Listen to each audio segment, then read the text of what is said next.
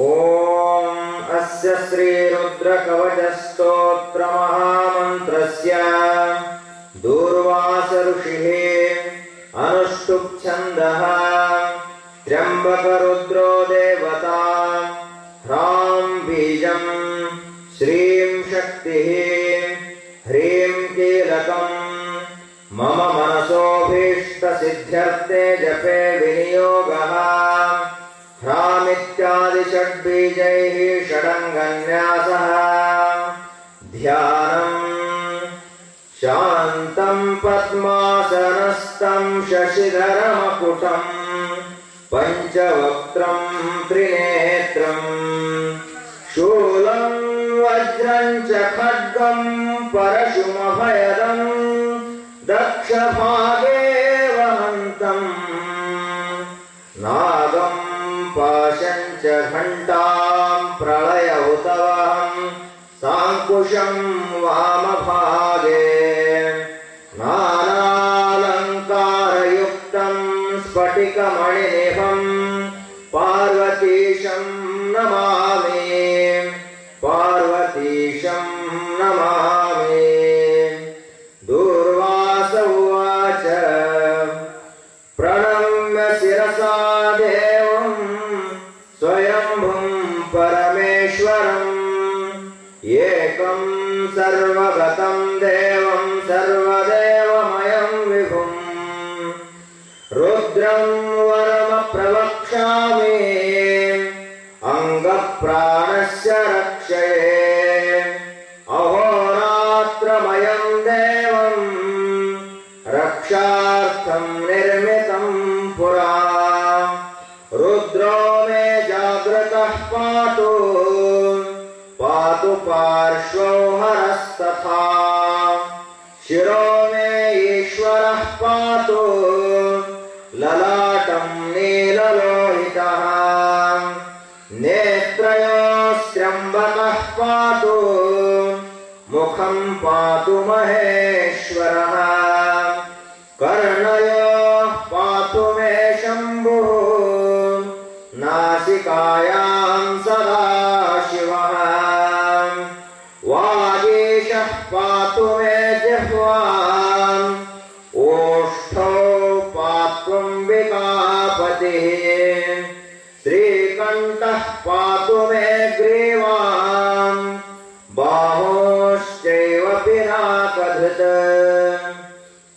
हृदयं मे महादेवः ईश्वरो व्यास्तनान्तरम् नाभिं कटिं च वक्षश्च पातु सर्वम् उमापतिः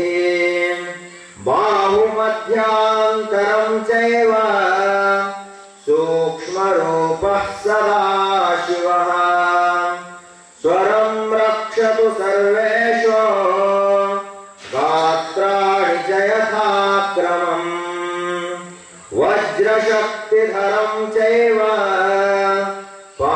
पाशाङ्कुशधरं तथा गण्डशूलधरं नित्यं रक्षतु त्रिदशेश्वरः प्रस्थानेषु पदे चैव वृक्षमूले नदीतटे सन्ध्यायां राजभवने विरूपाक्षस्तु पातु मां शीतोष्णादथ कालेषु तुहिना द्रुमकण्टके निर्मनुष्ये असमे मार्गे त्राहि मां वृषभध्वज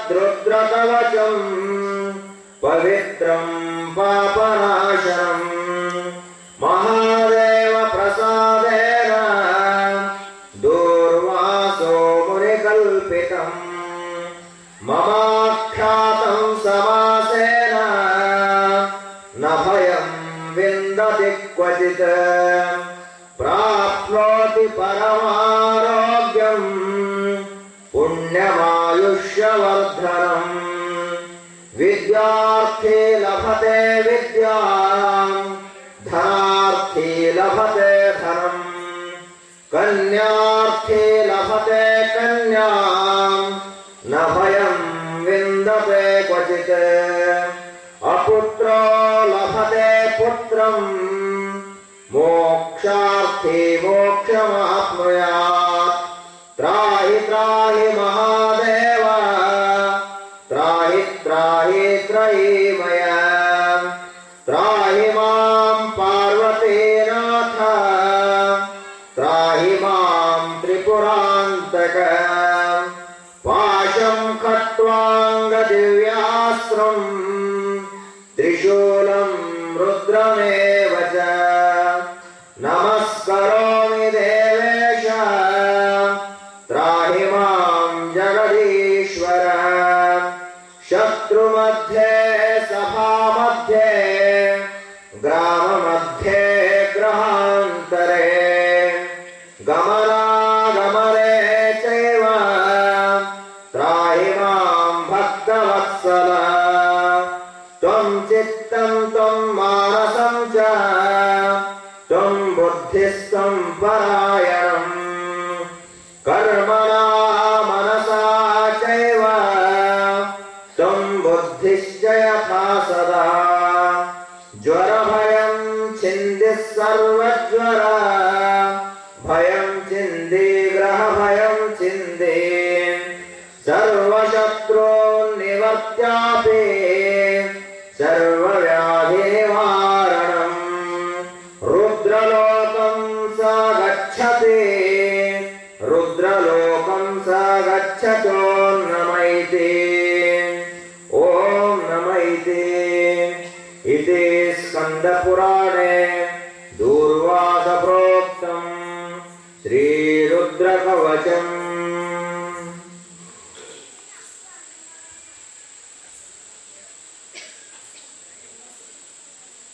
ओम श्री गुरुभ्यो नमः।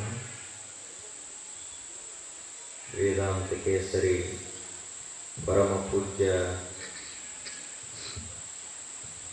ಮಲ್ಲಿಕಾರ್ಜುನ ಮಹಾಶ್ರೀಗಳವರ ದಿವ್ಯಪಾದಗಳಿಗೆ ಭಕ್ತಿಯಿಂದ ಪ್ರಣಮೆದು ತತ್ಸ್ವರೂಪರು ಜ್ಞಾನ ವೈರಾಗ್ಯ ನಿಧಿಗಳು ಸರಳತೆಯ ವಿಶ್ವಸಂತರು ನಮ್ಮೆಲ್ಲರ ಆರಾಧ್ಯರು ಪರಮ ಪೂಜ್ಯ ಬುದ್ಧಿಯವರ ಶ್ರೀಚರಣಗಳಿಗೆ ಭಕ್ತಿಯಿಂದ ನಮಿಸಿ ಸತ್ಸಂಗದ ವೇದಿಕೆಯ ಸಾನ್ನಿಧ್ಯ ವಹಿಸಿರುವ ಪೂಜ್ಯರಿಗೂ ತಮ್ಮೆಲ್ಲರಿಗೂ ನಮಸ್ಕಾರಗಳು.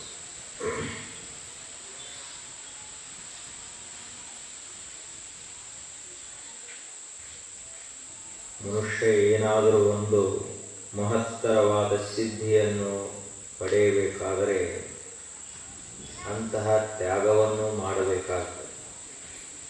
ಅಷ್ಟು ತಪಸ್ಸನ್ನು ಮಾಡಬೇಕು. ತಪಸ್ವಿಯಾಗಲಾರದವನಿಗೆ ಜಗತ್ತಿನಲ್ಲಿ ವಿಶೇಷ ಸಾಮರ್ಥ್ಯ ಬರುವುದಿಲ್ಲ. ಯಾವಾತ ತಪಸ್ವಿಯೋ ಅವನಿಗೆ ವಿದ್ಯೆಯೂ ಸಂಪ್ರಾಪ್ತವಾಗುತ್ತದೆ, ಅವನಿಗೆ ಸಂಪತ್ತು ಪ್ರಾಪ್ತವಾಗುತ್ತದೆ, ಆತನಿಗೆ ಈ ಜಗತ್ತಿನಲ್ಲಿ ಅಧಿಕಾರ ಐಶ್ವರ್ಯಗಳು ಸದ್ಗುಣಗಳ ಪ್ರಾಪ್ತಿ ಒಳ್ಳೆಯ ಸಂಸ್ಕಾರ ವಿಶೇಷ ಸಾಮರ್ಥ್ಯಗಳು ಕೊನೆಗೆ ಬ್ರಹ್ಮ ಸಾಕ್ಷಾತ್ಕಾರ ಆತನಿಗೆ ಲಭ್ಯವಾಗುತ್ತದೆ. ಅತಪ್ತತನುಹೋ ಅಮೃತಂ ನ ಅಶ್ನುತೆ ಅಂತ ಒಂದು ಸೂಕ್ತಿ. ಯಾವ ಮನುಷ್ಯ ತಪಸ್ಸನ್ನು ಮಾಡುವುದಿಲ್ಲ, ಯಾವಾತನು ಈ ಶರೀರವನ್ನ ಮನಸ್ಸನ್ನ ಬುದ್ಧಿಯನ್ನ ತಪಸ್ಸಿನಿಂದ ತೇಯುವುದಿಲ್ಲವೋ ಅವನಿಗೆ ಸಿದ್ಧಿಗಳಾಗಲಿ ವಿಶೇಷ ಸಾಮರ್ಥ್ಯಗಳಾಗಲಿ ದೊರೆಯುವುದಿಲ್ಲ. ಯಾಕೆ ಅಂದ್ರೆ ನಮ್ಮ ಶರೀರಗಳು ಸಾಮಾನ್ಯವಾಗಿ ತಪಸ್ಸನ್ನೇ ಅರಿಯದ ಶರೀರಗಳು. ನಮ್ಮ ಮನಸ್ಸಿಗೆ ತಪಸ್ಸಿನ ಸಂಸ್ಕಾರವೇ ಇಲ್ಲ.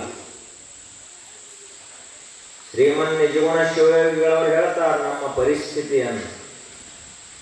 ಹೇಗದೀವಿ ನಾವೆಲ್ಲರೂ? ಊಟಕ್ಕೆ ವಿಷಯಕ್ಕೆ ಮರುಗುತಿಪ್ಪಾತಂಗೆ ಕೂಟವಪ್ಪುದೇ ಶಿವ ಪದದೊಳು.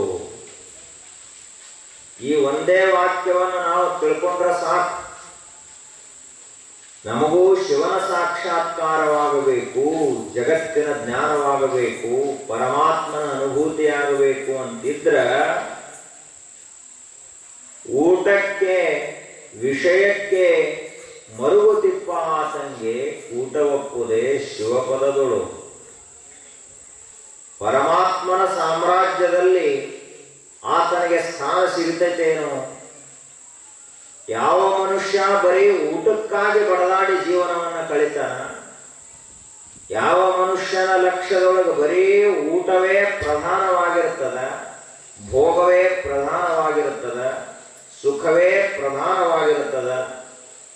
ಯಾವ ಮನುಷ್ಯನ ಜೀವನದಲ್ಲಿ ಬರೀ ಪ್ರಪಂಚದ ಕಡೆಗಿನ ಲಕ್ಷ್ಯ ಇರ್ತದನೋ ಅಂಥವನಿಗೆ ಎಲ್ಲಿ ಸಿದ್ಧಿ ಪ್ರಾಪ್ತವಾಗ್ತದ? ಅಲ್ಲಿ ಏನು ನಮ್ಮ ಬೀಗರ ಆಳ್ತಾ ಇಲ್ಲ ಆ ಶಿವಲೋಕವನ್ನು. ಶಿವಲೋಕದಲ್ಲಿ ಯಾರೋ ಸಂಬಂಧಿಕರಿಲ್ಲ, ಯಾವ ವಸೀಲೆ, ಯಾವ ಹೇಳುವುದು ಕೇಳುವುದು ಏನು ನಡೆಯುವುದಿಲ್ಲ. ನಮ್ಮ ಪುಣ್ಯ ಒಂದೇ ಅಲ್ಲಿ ಮಾತನಾಡುತ್ತದೆ. ನಾವು ಆಚರಿಸಿದಂತಹ ಧರ್ಮ ಒಂದೇ ಅಲ್ಲಿ ಮಾತನಾಡುತ್ತದನೇ ಹೊರತು ಉಳಿದ ಯಾವುವು ಅಲ್ಲಿ ಕೆಲಸಕ್ಕೆ ಬರುವುದಿಲ್ಲ. ತಪಸ್ಸ ಮಾಡುವುದು ಅಂದ್ರೆ ಅದು ಮನುಷ್ಯನ ಪೂರ್ವ ಜನ್ಮದ ಪುಣ್ಯದ ಫಲ. ತ್ಯಾಗ ಮಾಡುವುದು ಅಂದ್ರೆ ಅದಕ್ಕೂ ಒಂದು ವಿಶೇಷ ಶಕ್ತಿ ಬೇಕು. ಹೇಡಿಗಳಾದಂಥವರಿಗೆ ತ್ಯಾಗ ಮಾಡಲಿಕ್ಕಾಗುವುದಿಲ್ಲ. 1 ರೂಪಾಯಿ ತ್ಯಾಗ ಮಾಡಬೇಕಂದ್ರೂ ಅಷ್ಟು ಧೈರ್ಯ ಬೇಕಾಗುತ್ತದೆ. ದಾನ ಮಾಡಬೇಕಾದ್ರೆ ಹೇಡಿಗಳಿಗೆ ದಾನ ಮಾಡಲಿಕ್ಕಾಗುವುದಿಲ್ಲ.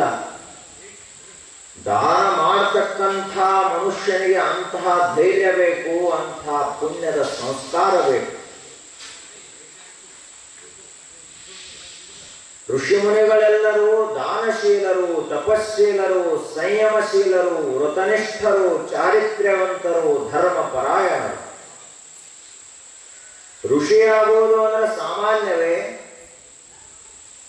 ಸತ್ಯ ಸಾಕ್ಷಾತ್ಕಾರ ಮಾಡ್ಕೋಬೇಕಲ್ಲ, ಅದು ಅಷ್ಟು ಸುಲಭ ಅಲ್ಲ. ಸತ್ಯ ಅಂದ್ರೆ ಏನು ಅಂತ ಬರೀ ಮಾತನಾಡುವುದು ಅಷ್ಟೇ ಸತ್ಯ ಅಲ್ಲ.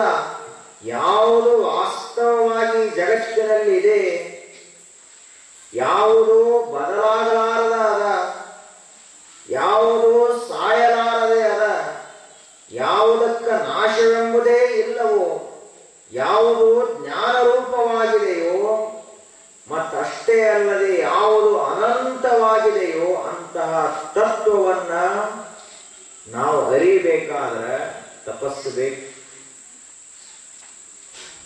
ಸುಮ್ಮನೆ ಹಾಗೆ ಎಲ್ಲರೂ ಹೊಂಟಾರಂತೇಳಿ ಹಾಗೆ ಹೊಂಟಿವಂದ್ರೆ ಅಲ್ಲ. ಋಷಿ ಮುನಿಗಳು ಯಾವ ದಾರಿಯಿಂದ ಹೋದರೋ ಆ ದಾರಿಯಿಂದ ನಾವು ನಡೆದಾಗ ಮಾತ್ರ ನಮಗ ಸತ್ಯ ಸಾಕ್ಷಾತ್ಕಾರ.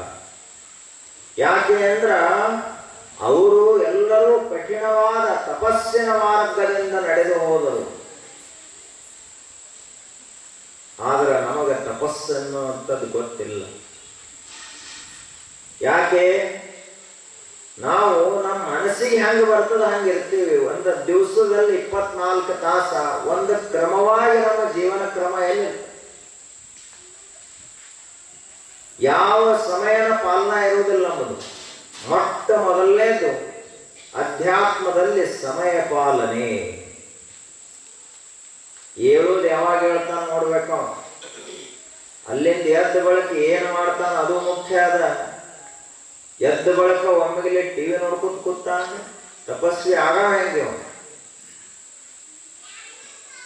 ಅದೇ ರೀತಿಯಾಗಿ ಮುಂದ ಅವ ದಿನಚರಿಯನ್ನು ಹೆಂಗ ಪ್ರಾರಂಭ ಮಾಡ್ತಾನ, ದಿನಚರಿಯನ್ನು ಹೆಂಗ ಮುಗಿಸ್ತಾನ, 24 ತಾಸದೊಳಗೆ ಏನೇನು ಕೆಲಸ ಕರ್ಮಗಳನ್ನು ಮಾಡ್ತಾನ, ಆ ಎಲ್ಲವನ್ನ ಅಳೆದು ತೂಗಿ ಕೂಡಿಸಿ ಕಳೆದು ಗುಣಾಕಾರ ಮಾಡಿ ಭಾಗಾಕಾರ ಮಾಡಿದಾಗ ಶೂನ್ಯವೇ ಉಳಿಬೇಕು. ಅವಾಗ ಅವ ತಪಸ್ವಿ ಆಗ್ತಾನ.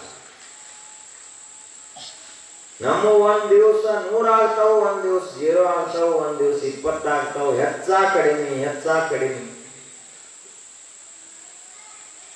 ಆದರೆ ಋಷಿಗಳ ಜೀವನ ಅತ್ಯಂತ ಸಮತೋಲನದಲ್ಲಿದ್ದಂತಹ ಜೀವನ. ಅಸಾಮಾನ್ಯ ಸಾಮರ್ಥ್ಯ ಅವರದು. ಅಂತಹ ಒಬ್ಬರು ಪರಮ ಶ್ರೇಷ್ಠ ಋಷಿಗಳು, ಮಹರ್ಷಿಗಳು, ಅವರ ಹೆಸರು ಕೇಳಿದ್ರೆ ಸಾಕು ದೇವತೆಗಳು ನಡಗುತ್ತಿದ್ರು, ಭೂಲೋಕದಲ್ಲಿ ಮಾನವರು ನಡಗುತ್ತಿದ್ರು, ರಾಕ್ಷಸರೆಲ್ಲರೂ ನಡುತ್ತಾ ಇದ್ರು. ಅಂತಹ ಒಬ್ಬರ ಉಗ್ರ ತಪಸ್ವಿ, ಶಾಪಾನುಗ್ರಹ ಸಾಮರ್ಥ್ಯ.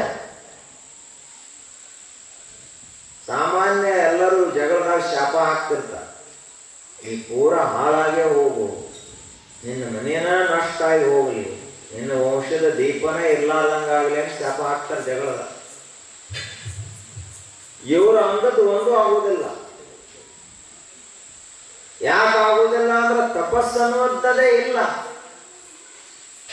ಮುಂಜಾನೆಯಿಂದ ಸಂಜೆ ತಕ ಸುಳ್ಳು ಹೇಳುವ ಮನುಷ್ಯನಿಗೆ ಹೆಂಗ ತಪಸ್ಸಿನ ಸಿದ್ಧಿ ಬರ್ತದ, ವಾಕ್ ಸಿದ್ಧಿ ಬರ್ತದ? ಋಷಿಗಳ ಹಾಗಲ್ಲ, ಸದಾಕಾಲ ಸತ್ಯನಿಷ್ಠರು. ಆದ್ದರಿಂದ ಅವರಿಗೆ ಶಾಪಾನುಗ್ರಹ ಸಾಮರ್ಥ್ಯ ಇತ್ತು. ಒಬ್ಬ ಮನುಷ್ಯ ಕೆಟ್ಟ ಕೆಲಸ ಮಾಡ್ತಿದ್ದ ಅಂದ್ರೆ ಅವನನ್ನ ಶಾಪ ಕೊಟ್ಟು ಅವನನ್ನ ಸರಿಯಾದ ಧರ್ಮ ಮಾರ್ಗಕ್ಕೆ ತರ್ತಿದ್ದ. ಒಬ್ಬ ಮನುಷ್ಯ ಒಳ್ಳೆ ಕೆಲಸ ಮಾಡ್ತಿದ್ದ ಅಂದ್ರೆ ಅವನಿಗೆ ಅನುಗ್ರಹ ಮಾಡ್ತಿದ್ರು. ಇದಕ್ಕೆ ಶಾಪಾನುಗ್ರಹ ಸಾಮರ್ಥ್ಯ ಅಂತ ಕರೀತಾರೆ. ನಮ್ಮಲ್ಲಿ ಅದೇನು? ಅಂತಹ ರುದ್ರಾಂಶ ಸಂಭೂತನಾದಂತಹ ಅತ್ರಿ ಮಹರ್ಷಿಗಳು ಮತ್ತು ಅನಸೂಯಾ ದೇವಿ ಅವರ ಪುತ್ರ ದುರ್ವಾಸ ಮಹರ್ಷಿ. ಬರೀ ಅವರ ಹೆಸರು ಕೇಳಿದ್ರೆ ಸಾಕು ರಾಕ್ಷಸರು ಅಲ್ಲೇ ತಣ್ಣಗಾಗ್ತಿದ್ರು, ದೇವತೆಗಳ ತಣ್ಣಗಾಗ್ತಿದ್ರು, ಭೂಲೋಕದ ಚಕ್ರವರ್ತಿಗಳ ಸಹಿತ ತಣ್ಣಗಾಗಿ ಕುಂಡಿರುತ್ತಿದ್ರು. ದುರ್ವಾಸ ಮಹರ್ಷಿ ಬರ್ಲಾಚಾರಂದ್ರೆ ಸಾಕು ಎಲ್ಲರೂ ನಡುಗುತ್ತಿದ್ರು. ಅಷ್ಟು ತಪಸ್ಸಿನ ತಾಕತ್ತು. ಹುಟ್ಟಿದಾಗ ಅಲ್ಲ, ಇನ್ನೂ ತಾಯಿಯ ಗರ್ಭದಲ್ಲಿದ್ದಾಗಲೇ ಅಷ್ಟು ತಪಶಕ್ತಿ ಇತ್ತು ಅವರಿಗೆ. ಯಾಕೆ? ರುದ್ರಾಂಶ ಸಂಭೂತರವರು, ಸಾಕ್ಷಾತ್ ಮಹಾದೇವನ ವರಪ್ರಸಾದದಿಂದ ಹುಟ್ಟಿದಂಥವರು. ತಾಯಿಯ ಗರ್ಭದಲ್ಲಿರುವಾಗ ಹೈಹಯ ರಾಜ, ಹೈಹಯ ದೇಶದ ಒಬ್ಬ ರಾಜ ಈ ಮಗುವನ್ನ ತಾಯಿಯ ಗರ್ಭದಲ್ಲಿರುವಾಗಲೇ ಇದನ್ನ ನಾಶ ಮಾಡಬೇಕು ಅಂತ ಪ್ರಯತ್ನ ಮಾಡಿದ. ಆಗ ಅದು ಸಾಮಾನ್ಯ ಮಗುವಾಗಿರ್ಲಿಲ್ಲ. ರುದ್ರ ಅಂದ್ರೆ ಇಡೀ ಜಗತ್ತು ನಡುಗಬೇಕು. ಶಿವ ಅಂದ್ರೆ ಸಾಮಾನ್ಯವೇ, ಅವ ಧ್ಯಾನ ಕುಂತ ಅಂದ್ರೆ ಶಿವ ಪೂರ್ಣ ಶಾಂತ. ಒಂದು ವೇಳೆ ಏನಾದ್ರೂ ಜಗತ್ತನ್ನ ನಾಶ ಮಾಡಬೇಕು ಅಂತ ಎದ್ದ ಅಂದ್ರೆ ತಾಂಡವ ನೃತ್ಯ ಪ್ರಾರಂಭವಾಗ್ತದ, ಜಗತ್ತೆಲ್ಲವೂ ವಿನಾಶವಾಗ್ತದೆ. ಇಡೀ ಜಗತ್ತಿನಲ್ಲಿರುವ ವಿಷವನ್ನೇ ಕುಡಿದಂತಹ ಶಿವ ಸಾಮಾನ್ಯವೇ? ಎಷ್ಟು ಸಾಮರ್ಥ್ಯ ಇರಬಾರದು ಲೋಕದಲ್ಲಿ. ಅಂತಹ ಶಿವನ ಅಂಶದಿಂದ ಹುಟ್ಟಿದಾತ ದುರ್ವಾಸ. ತಾಯಿಯ ಹೊಟ್ಟೆಯಲ್ಲಿರುವಾಗ ಆ ರಾಜ ಮಗುವನ್ನ ನಾಶ ಮಾಡಬೇಕು ಅಂತ ಪ್ರಯತ್ನ ಮಾಡಿದ. ಅಲ್ಲಿಂದಲೇ ಏನು ಹುಡುಗ ಆ ಮಗು ತಾಯಿಯ ಉದರದಲ್ಲಿತ್ತು, ಅಲ್ಲಿಂದಲೇ ತೀಕ್ಷ್ಣ ದೃಷ್ಟಿಯಿಂದ ರಾಜನ ಕಡೆಗೆ ನೋಡಿತು. ರಾಜ ಸುಟ್ಟು ಮಾಡು. ಅಷ್ಟು ತಪಸ್ಸು, ಅಷ್ಟು ಸಾಮರ್ಥ್ಯ ಇನ್ನ ಹುಟ್ಟಿಲ್ಲ. ಹುಟ್ಟಿದ ಬಳಿಕ ಎಷ್ಟು ಪ್ರತಾಪ ಇರಬಾರದು, ಎಷ್ಟು ಪ್ರಭಾವ ಇರಬಾರದು ಆ ಮಗುವಿಂದ. ಇವು ಹುಟ್ಟಿ 100 ವರ್ಷ ಆದರೂ ಅಂತಹ ಪ್ರತಾಪನೂ ಇಲ್ಲ, ಪ್ರಭಾವನೂ ಇಲ್ಲ. ಅವರು ಋಷಿಗಳು, ಇವರು ನುಷಿಗಳು. ಏನ್ ಮಾಡೋದದ? ಒಬ್ಬರೇ ನಮಗನ್ಸ್ತಾರೆ, ಮಕ್ಕಳು ಸಣ್ಣ ಕೂಸುಗಳು ಅನ್ಸೋದಿಲ್ಲ. ಯಾಕ? ಇವರಲ್ಲಿ ರೀತಿ ಇಲ್ಲ, ನೀತಿ ಇಲ್ಲ, ಧರ್ಮ ಇಲ್ಲ, ಚಾರಿತ್ರ್ಯ ಇಲ್ಲ. ರೊಕ್ಕಕ್ಕೆ ಯಾರು ಅನ್ಸೋದಿಲ್ಲ, ನೀತಿಗೆ ಅನ್ಸ್ತಾರ, ಚಾರಿತ್ರ್ಯಕ್ಕೆ ಅನ್ಸ್ತಾರ. ಸನ್ಯಾಸಿಗಳಿಗೆ ಲೋಕ ತಲೆ ಯಾಕೆ ಬಾಗುತ್ತದ? ಚಾರಿತ್ರ್ಯ ಇರ್ತದ, ನೀತಿ ಇರ್ತದ, ಧರ್ಮ ಇರ್ತದ, ಅದಕ್ಕೆ ಸನ್ಯಾಸಿಗಳಿಗೆ ತಲೆ ಬಾಗ್ತಾರೆ. ಅಂತಹ ತಾಯಿಯ ಗರ್ಭದಲ್ಲಿರುವಾಗಲೇ ಹೈಹಯ ರಾಜನನ್ನು ಸುಟ್ಟು ಬಿಟ್ಟು, ಆ ಬಳಿಕ ದುರ್ವಾಸನ ಜನನ ಆಯ್ತು. ದುರ್ವಾಸ ಮಹರ್ಷಿ ಅಂದ್ರ ಯಾಕ ಹೆಸರು ಬಂತು? ಸದಾ ಕಾಲದಲ್ಲಿಯೂ ಪರಮಾತ್ಮನ ಧ್ಯಾನದಲ್ಲಿ ಅವ ಮುಳುಗಿರ್ತಾ ಇದ್ದ. ಹೀಗಾಗಿ ಶರೀರದ ಕಡೆ ಲಕ್ಷ್ಯ ಇರ್ತಿರ್ಲಿಲ್ಲ. ಸ್ನಾನ ಮಾಡ್ಲಿಕ್ಕೆ ಆಗ್ತಾ ಇರ್ಲಿಲ್ಲ. ಯಾಕಂದ್ರೆ ಶರೀರದ ಮೇಲೆ ಭಾನ ಇದ್ರಲ್ಲ, ದಿನ ಸ್ನಾನ ಮಾಡೋದು. ಶರೀರದ ಮೇಲೆ ಲಕ್ಷಣ ಇಲ್ಲ. ಆ ಬಳಿಕ ಮುಖ ತೊಳ್ಕೊಳ್ಬೇಕನ್ನೋ ಪ್ರಜ್ಞೆ ಇಲ್ಲ. ತಲೆ ಕೂತ ಹಿಕ್ಕಬೇಕಂತಿಲ್ಲ, ಅರಿವಿ ತೊಳಿಬೇಕಂತಿಲ್ಲ. ಪೂರ್ಣ ಪರಮಾತ್ಮನ ಧ್ಯಾನದಲ್ಲಿ ಮುಳುಗಿದ್ದರಿಂದ ಶರೀರ ತಪಸ್ಸಿನಿಂದ ಏನಾಗಿತ್ತು? ವಾಸನೆ ಬರ್ತಿತ್ತು. ಅವ್ರ ಸಮೀಪ ಯಾರು ಹೋಗ್ತಿರ್ಲಿಲ್ಲ, ಅಷ್ಟು ಕೆಟ್ಟ ವಾಸನೆ, ದುರ್ವಾಸ ಬರ್ತಾ ಇತ್ತು. ಆದ್ರೆ ತಪಸ್ಸಂಥದ್ದು. ಇಂತಹ ದುರ್ವಾಸ ಮಹರ್ಷಿಗಳು ಒಂದು ಸಾರಿ ಇಡೀ ಆ ಒಂದು ನಗರಕ್ಕನ ಅವರು ತಿರುಗಾಡ್ತಾ ಇದ್ರು, ಸಂಚಾರ ಮಾಡ್ತಾ ಇದ್ರು. ಒಂದು ಸವಾಲು ಹಾಕಿದ್ರು. ಈ ಊರಿನಲ್ಲಿ, ಈ ನಗರದಲ್ಲಿ ಯಾರಾದರೂ ಈ ದುರ್ವಾಸ ಮಹರ್ಷಿಯ ಸಿಟ್ಟನ್ನ ಸಹಿಸಿಕೊಂಡು ಅಪರಾಧ ಮಾಡದೆ, ತಪ್ಪು ಮಾಡದೆ ಈ ಋಷಿಯ ಸೇವೆಯನ್ನು ಯಾರು ಮಾಡ್ತಿರ್ಲಿ ಅವರಿಗೆ ಅಮೋಘವಾದ ಫಲ ಅದ ಅಂತ ಹೇಳಿದ್ರು. ಅಂಥ ಗೃಹಸ್ಥರು ಯಾರಾದ್ರೆ ಇದ್ರೆ ಮುಂದುವರಿ ಅಂತ ಹೇಳಿದ್ರು ಅವರು. ಋಷಿಯ ಸೇವಾ ಮಾಡ್ಬೇಕು, ಸಾಮಾನ್ಯ ಅಲ್ಲ. ತಪ್ಪಾಗಬಾರದು. ಸಮಯಕ್ಕೆ ಸರಿಯಾಗಿ ಅವ್ರು ಏನ್ ಹೇಳ್ತಾರ ಅದನ್ನು ಮಾಡಬೇಕು. ಹಂಗ ಯಾರ ನೀವು ಗೃಹಸ್ಥರದಿರ ಅವರು ಮುಂದುವರಿ ಅಂತ ಸವಾಲು ಹಾಕಿದ್ರು. ಸ್ವಲ್ಪ ತಪ್ಪಿತು ಅಂದ್ರೆ ನಿಮ್ಮ ವಿನಾಶ, ಅಷ್ಟು ದೊಡ್ಡ ಶಾಪ ಕೊಡುತ್ತೇನೆ. ಸರಿಯಾಗಿ ಸೇವಾ ಮಾಡಿದ್ರ ದೊಡ್ಡ ಅನುಗ್ರಹವನ್ನೇ ಮಾಡಿಬಿಡ್ತೇನೆ. ಆಗ ಯಾರೂ ಮುಂದೆ ಬರಲಿಲ್ಲ. ಶ್ರೀಕೃಷ್ಣ ಪರಮಾತ್ಮ ಮುಂದೆ ಬಂದ. ನಾನು ತಮ್ಮ ಸೇವೆಯನ್ನು ಮಾಡ್ತೇನೆ ಅಂತಂದ. ಲೀಲಾ ಅದು. ಅದರಂತೆ ಕರ್ಕೊಂಡು ಹೋದ ಅರಮನೆಗೆ. ಋಷಿಗಳವರು ಪರೀಕ್ಷೆ ಭಾಳ ಇರ್ತದೆ. ಈಗ ಪರೀಕ್ಷೆಗಳು ಬರೀ ಪೇಪರ್ದಾಗ ಆಗ್ಯಾವ. ಮೊದಲ ಪರೀಕ್ಷೆ ಪೇಪರ್ದಾಗ ಇರಲಿಲ್ಲ, ನೈಜ ಜೀವನದಲ್ಲೇ ಪರೀಕ್ಷೆ. ಅವಾಗ ಋಷಿಗಳು ಹೇಳಿದರು, ನಾನು ಈಗ ನನಗೆ ಬಹಳಷ್ಟು ಹಸಿವಾಗಿದೆ, ಆಹಾರ ತಯಾರು ಮಾಡ್ರಿ ಅಂತ ಹೇಳಿದ್ರು. ಅವರು ಎಷ್ಟ ಈಗ ಒಬ್ಬರ ಮನೆಗೆ ಬಂದ್ರಂದ್ರೆ ಒಬ್ಬರಿಗೆ ಆಗುವಷ್ಟು ಅಥವಾ ಇಬ್ಬರಿಗೆ ಆಗುವಷ್ಟು ಅಡಿಗೆ ಮಾಡ್ತಾರೆ. ಅವರು ಅಷ್ಟು ಅಡಿಗೆ ಮಾಡಿದ್ರು. ಇವ ಅದನ್ನು ತಿಂದ ಬಳಿಕ ಇನ್ನೂ ನನಗೆ ತೃಪ್ತಿ ಆಗಿಲ್ಲ, ತಗೊಂಬರಿ ಅಂತ ಹೇಳಿದ. 1,000 ಮಂದಿಗೆ ಆಗುವಷ್ಟು ಒಬ್ಬನೇ ತಿಂದು ಬಿಟ್ಟ ದುರ್ವಾಸ ಮಹರ್ಷಿ. ಅದ್ಯಾಂಗ ಸಾಧ್ಯದ ಅಂತ ಕೇಳಿದ್ ನೀವು? ಸಾಧ್ಯದ. ಯೋಗದಿಂದ ಎಲ್ಲವೂ ಸಾಧ್ಯ ಅದ.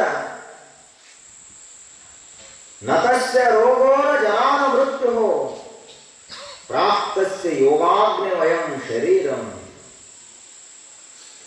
ನಮ್ಮ ಶರೀರ ಯೋಗದ ಕಾಯ ಆಗಬೇಕು. ಈಗ ಭೋಗದ ಕಾಯ ಆಗಿದೆ.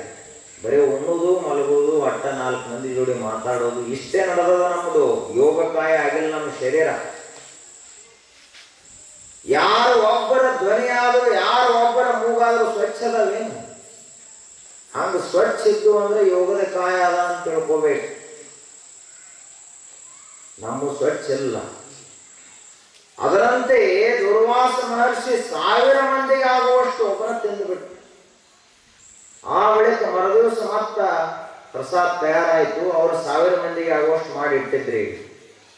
ಅದರೊಳಗಿಂದ 1 ಅಗಳ ತಿಂದ ತೃಪ್ತ ಆಯ್ತಂತ ಗೊತ್ತಿದೆ. ಎಲ್ಲೆಲ್ಲ ಉಳಿದಿದ್ದೆಲ್ಲ ಬರೀ 1 ಅಗಳ ತಿಂದ, ಕಣ್ಣು ಮುಚ್ಚಿದ, ಮುಗಿತ್ತಲ್ಲ. 1 ಅಗಳಿನಿಂದಲೂ ತೃಪ್ತನಾಗುವಂತಹ ಸಾಮರ್ಥ್ಯ ಆತನಿಗಿತ್ತು. 1000 ಮಂದಿಗೆ ಆಗುವಷ್ಟು ಅನ್ನವನ್ನು ಉಂಡು ಪಚನ ಮಾಡುವ ಸಾಮರ್ಥ್ಯ. ಜಠರಾಗ್ನಿ ಅಂತ ಕರೀತಾರೆ ಅದಕ್ಕೆ. ಯಾರು ಸರಿಯಾಗಿ ಯೋಗ, ವ್ರತ, ಉಪವಾಸಗಳನ್ನು ಮಾಡ್ತಾ ಇರ್ತಾರ ಅವರಿಗೆ ಜಠರಾಗ್ನಿ ಪ್ರದೀಪ್ತವಾಗಿರ್ತದೆ. ಅದ ಮಂದಾಯ್ತು ಅಂದ್ರ ಮನುಷ್ಯ ನೆಲ ಹಿಡಿತಾನ, ಸಾಯ್ತಾನ. ಹಸಿವಾಗುವುದು ಅಂತಾರಲ್ಲ, ಆಗುವುದಿಲ್ಲ ಅಂದ್ರೆ ಏನು? ಇನ್ನು ಮುಂದೆ ಸಮೀಪ ಬಂದತ್ತೆ ದಾರಿ. ಹುಡುಗರಿಗೆ ಏನು ಬೇಕಾದ್ರೂ ಕೂಡ ಎಲ್ಲ ತಿಂದು ಕರಗಿಸಿಬಿಡ್ತಾವ, ಪಚನ ಮಾಡ್ತಾವ. ಕೊನೆಯವರೆಗೂ ಆ ಪಚನ ಸಾಮರ್ಥ್ಯವನ್ನು ಉಳಿಸ್ಕೊಂಡು ಹೋಗುವುದಲ್ಲ, ಅದು ಯೋಗಿಗಳಿಗೆ ಸಾಧ್ಯ ಆಗುತ್ತೆ. ಆ ಬಳಿಕ ಒಂದು ದಿವಸ ಬಹಳಷ್ಟು ಮೌನವಾಗಿ ಕುಂತು ಬಿಟ್ಟ. ಯಾರ ಜೊತೆಗೇನೋ ಮಾತಿಲ್ಲ, ಏನಿಲ್ಲ. ಒಂದು ದಿವಸ ನದಿಗೆ ಸ್ನಾನಕ್ಕೆ ಹೋಗಿ ಧ್ಯಾನಕ್ಕೆ ಕುಂತವ್ರು 4-5 ದಿವಸ ಬರಲಿಲ್ಲ. ಅವ್ರು ಬರ್ಲಾರ್ದ, ಅವ್ರು ಊಟ ಮಾಡಲಾರ್ದ ಇವರು ಊಟ ಮಾಡ್ಲಿಕ್ಕೆ ತಯಾರಿಲ್ಲ. ಋಷಿಗಳಿಗೆ ಉಣಿಸಿ ಉಣಬೇಕು. ಅದರಂತೆ ಒಂದು ದಿವಸ ಏನಾಯ್ತು ಅಂದ್ರ, ಇವರೆಲ್ಲ ಊಟ ಮಾಡಿ ಎಲ್ಲ ತಯಾರಾಗಿತ್ತು. ಆ ಬಳಿಕ ಅವ್ರು ಹೇಳಿದ್ರು, ಇಲ್ಲ ನನಗೆ ಪಾಯಸ ಉಣ್ಣು ಇಚ್ಛೆ ಆಗ್ಯದ. ಆಯ್ತು, ರುಕ್ಮಿಣಿ ದೇವಿ ಪಾಯಸ ತಯಾರು ಮಾಡಿದ್ರು. ಒಂದು ಸ್ವಲ್ಪ ತಗೊಂಡು, ಪರೀಕ್ಷೆ ಇದು, ಋಷಿಗಳೇ ಹೆಂಗಿರ್ತಾರ, ಅವರು ವಿಚಿತ್ರ ವರ್ತನೆಗಳು ನಮಗೆ ತಿಳಿಯುವುದಿಲ್ಲ, ಅದೊಂದು ಪರೀಕ್ಷೆ. ಅದಕ್ಕ ಪರೀಕ್ಷೆ ಅರ್ಥ ಮಾಡ್ಕೊಳ್ಳೋದಿಲ್ಲ ಸಾಮಾನ್ಯರು, ಹಿಂಗಾಗಿ ಅಂತ ವರ ಸಿಗುದಿಲ್ಲ. ಏನ್ ಹೇಳಿದ್ರು, ಕೃಷ್ಣ ಪರಮಾತ್ಮನಿಗೆ ಹೇಳಿದ್ರು ಋಷಿಗಳು, ದುರ್ವಾಸ ಮಹರ್ಷಿಗಳು, ಈ ಪಾಯಸ ನಿನ್ನ ಮೈತುಂಬ ಹಚ್ಚುವ ಅಂತ ಹೇಳಿದ್ರು ಅವರು. ಸುಡು ಸುಡು ಪಾಯಸ. ಕೃಷ್ಣ ಪರಮಾತ್ಮ ಜಗನ್ಯಾಮಕನೇ ಆತನಿರುವಾಗ ಆ ಪಾಯಸ ಮೈತುಂಬ ಎಲ್ಲ ಹಚ್ಕೊಂಡ. ರುಕ್ಮಿಣಿ ದೇವಿಗೆ ಹಚ್ಕೊಳ್ಳಿಕ್ಕೆ ಹೇಳಿದರು, ಆಕೆಯೂ ಹಚ್ಕೊಂಡು. ಆ ಬಳಿಕ ದುರ್ವಾಸ ಮಹರ್ಷಿ ಒಂದು ಮಾತನ್ನೇ ಹೇಳಿದ, ನೀನು ಇಡೀ ಶರೀರ ತುಂಬ ಹಚ್ಚುವ ಅಂತ ಹೇಳಿದ್ದೆ ಕೃಷ್ಣನಿಗೆ, ಅಂಗಾಲಿನಲ್ಲಿ ಹಚ್ಕೊಂಡಿಲ್ಲ, ಅದಕ್ಕೆ ನಿನಗೆ ಪ್ರಾಣ ಮುಂದೆ ಅಂಗಾಲದೊಳಗೆ ಹೋಗ್ತದ ಅಂತ ಹೇಳಿದ.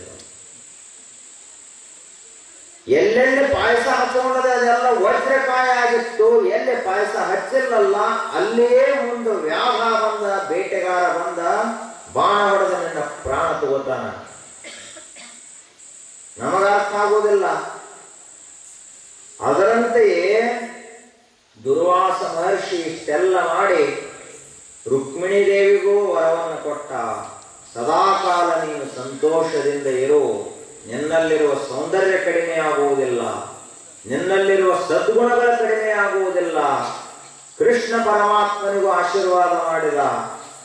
ಎಲ್ಲಿಯವರೆಗೆ ಜನ ಅನ್ನವನ್ನ ಪ್ರೀತಿಸ್ತಾರ, ಎಲ್ಲಿಯವರೆಗೆ ಅಂದ್ರೆ ಇರುವವರೆಗೆ ಪ್ರೀತಿಸ್ತಾರೆ. ಅನ್ನ ಪ್ರೀತಿಸಲಾರದೆ ಇದ್ರು ಅಂದ್ರೆ ಸತ್ತು ಹೋಗ್ತಾರೆ. ಬಂಗಾರ ಇರಲಿಲ್ಲ ಅಂದ್ರೆ ಎಲ್ಲರೂ ಬದುಕ್ತಾರೆ, ಅನ್ನ ಇರಲಿಲ್ಲ ಅಂದ್ರೆ ಯಾರೂ ಬದುಕುವುದಿಲ್ಲ.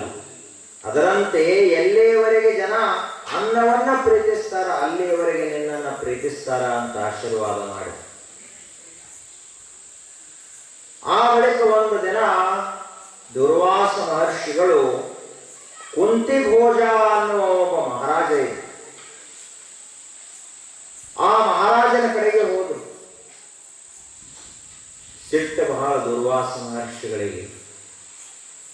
ಅವರ ಸಿಟ್ಟು ಅಂದ್ರೆ ಸ್ವಲ್ಪ ತಪ್ಪಿತು ಅಂದ್ರೆ ಶಾಪ ನಿಶ್ಚಿತ, ಅಷ್ಟು ಸಿಟ್ಟು ಅವರಿಗೆ. ಯಾಕಂದ್ರೆ ಈ ಜಗತ್ತ ಸದಾ ಶಾಂತವಾಗಿತ್ತು ಇದ್ರ ಅಂದ್ರೆ ಮಹಾತ್ಮರು ಕೇಳುವುದಿಲ್ಲ. ಜಗತ್ತು ಒಟ್ಟ ಹಾವು ಕಚ್ಚುವುದೇ ಇಲ್ಲ ಅಂತ ನಮ್ಗೆ ಗೊತ್ತಾಯ್ತು ಅಂದ್ರೆ ಏನ್ ಮಾಡ್ತೀವಿ, ಎಲ್ಲರೂ ಸಣ್ಣ ಹುಡುಗರು ಹಿಡ್ಕೊಂಡು ದೊಡ್ಡವ್ರ ತನಕ ಎಲ್ಲರೂ ಆ ಹಾವಿನ ಜೋಡಿ ಹಗ್ಗದಂಗೆ ಆಟ ಆಡ್ತಾರೆ. ಅದೇ ಸ್ವಲ್ಪ ಕಚ್ಚತದ, ಸ್ವಲ್ಪ ಬುಸುಗುಡ್ತದ ಅಂತ ಗೊತ್ತಾಯ್ತು ಅಂದ್ರೆ ದೂರ ಸರಿದು ನಿಲ್ತಾರೆ. ಅದರಂತೆ ದುರ್ವಾಸ ಮಹರ್ಷಿಗಳು ಅಂದ್ರೆ ಅಷ್ಟು ಉಗ್ರ ತಾಪಸರು. ಒಂದು ದಿನ ಕುಂತಿ ಭೋಜನ ಅರಮನೆಗೆ ಹೋದಾಗ ಮಹಾರಾಜನಿಗೆ ಹೇಳಿದರು, ನಿಮ್ಮ ಮನೆಯಲ್ಲಿ ನಾನು ಸ್ವಲ್ಪ ದಿವಸ ಇರ್ತೇನೆ, ನಿಮ್ಮ ಅರಮನೆಯಲ್ಲಿ ನನ್ನ ಸೇವೆಗಾಗಿ ಯಾರನ್ನಾದರೂ ನೇಮಿಸು ಅಂತ ಹೇಳಿದ.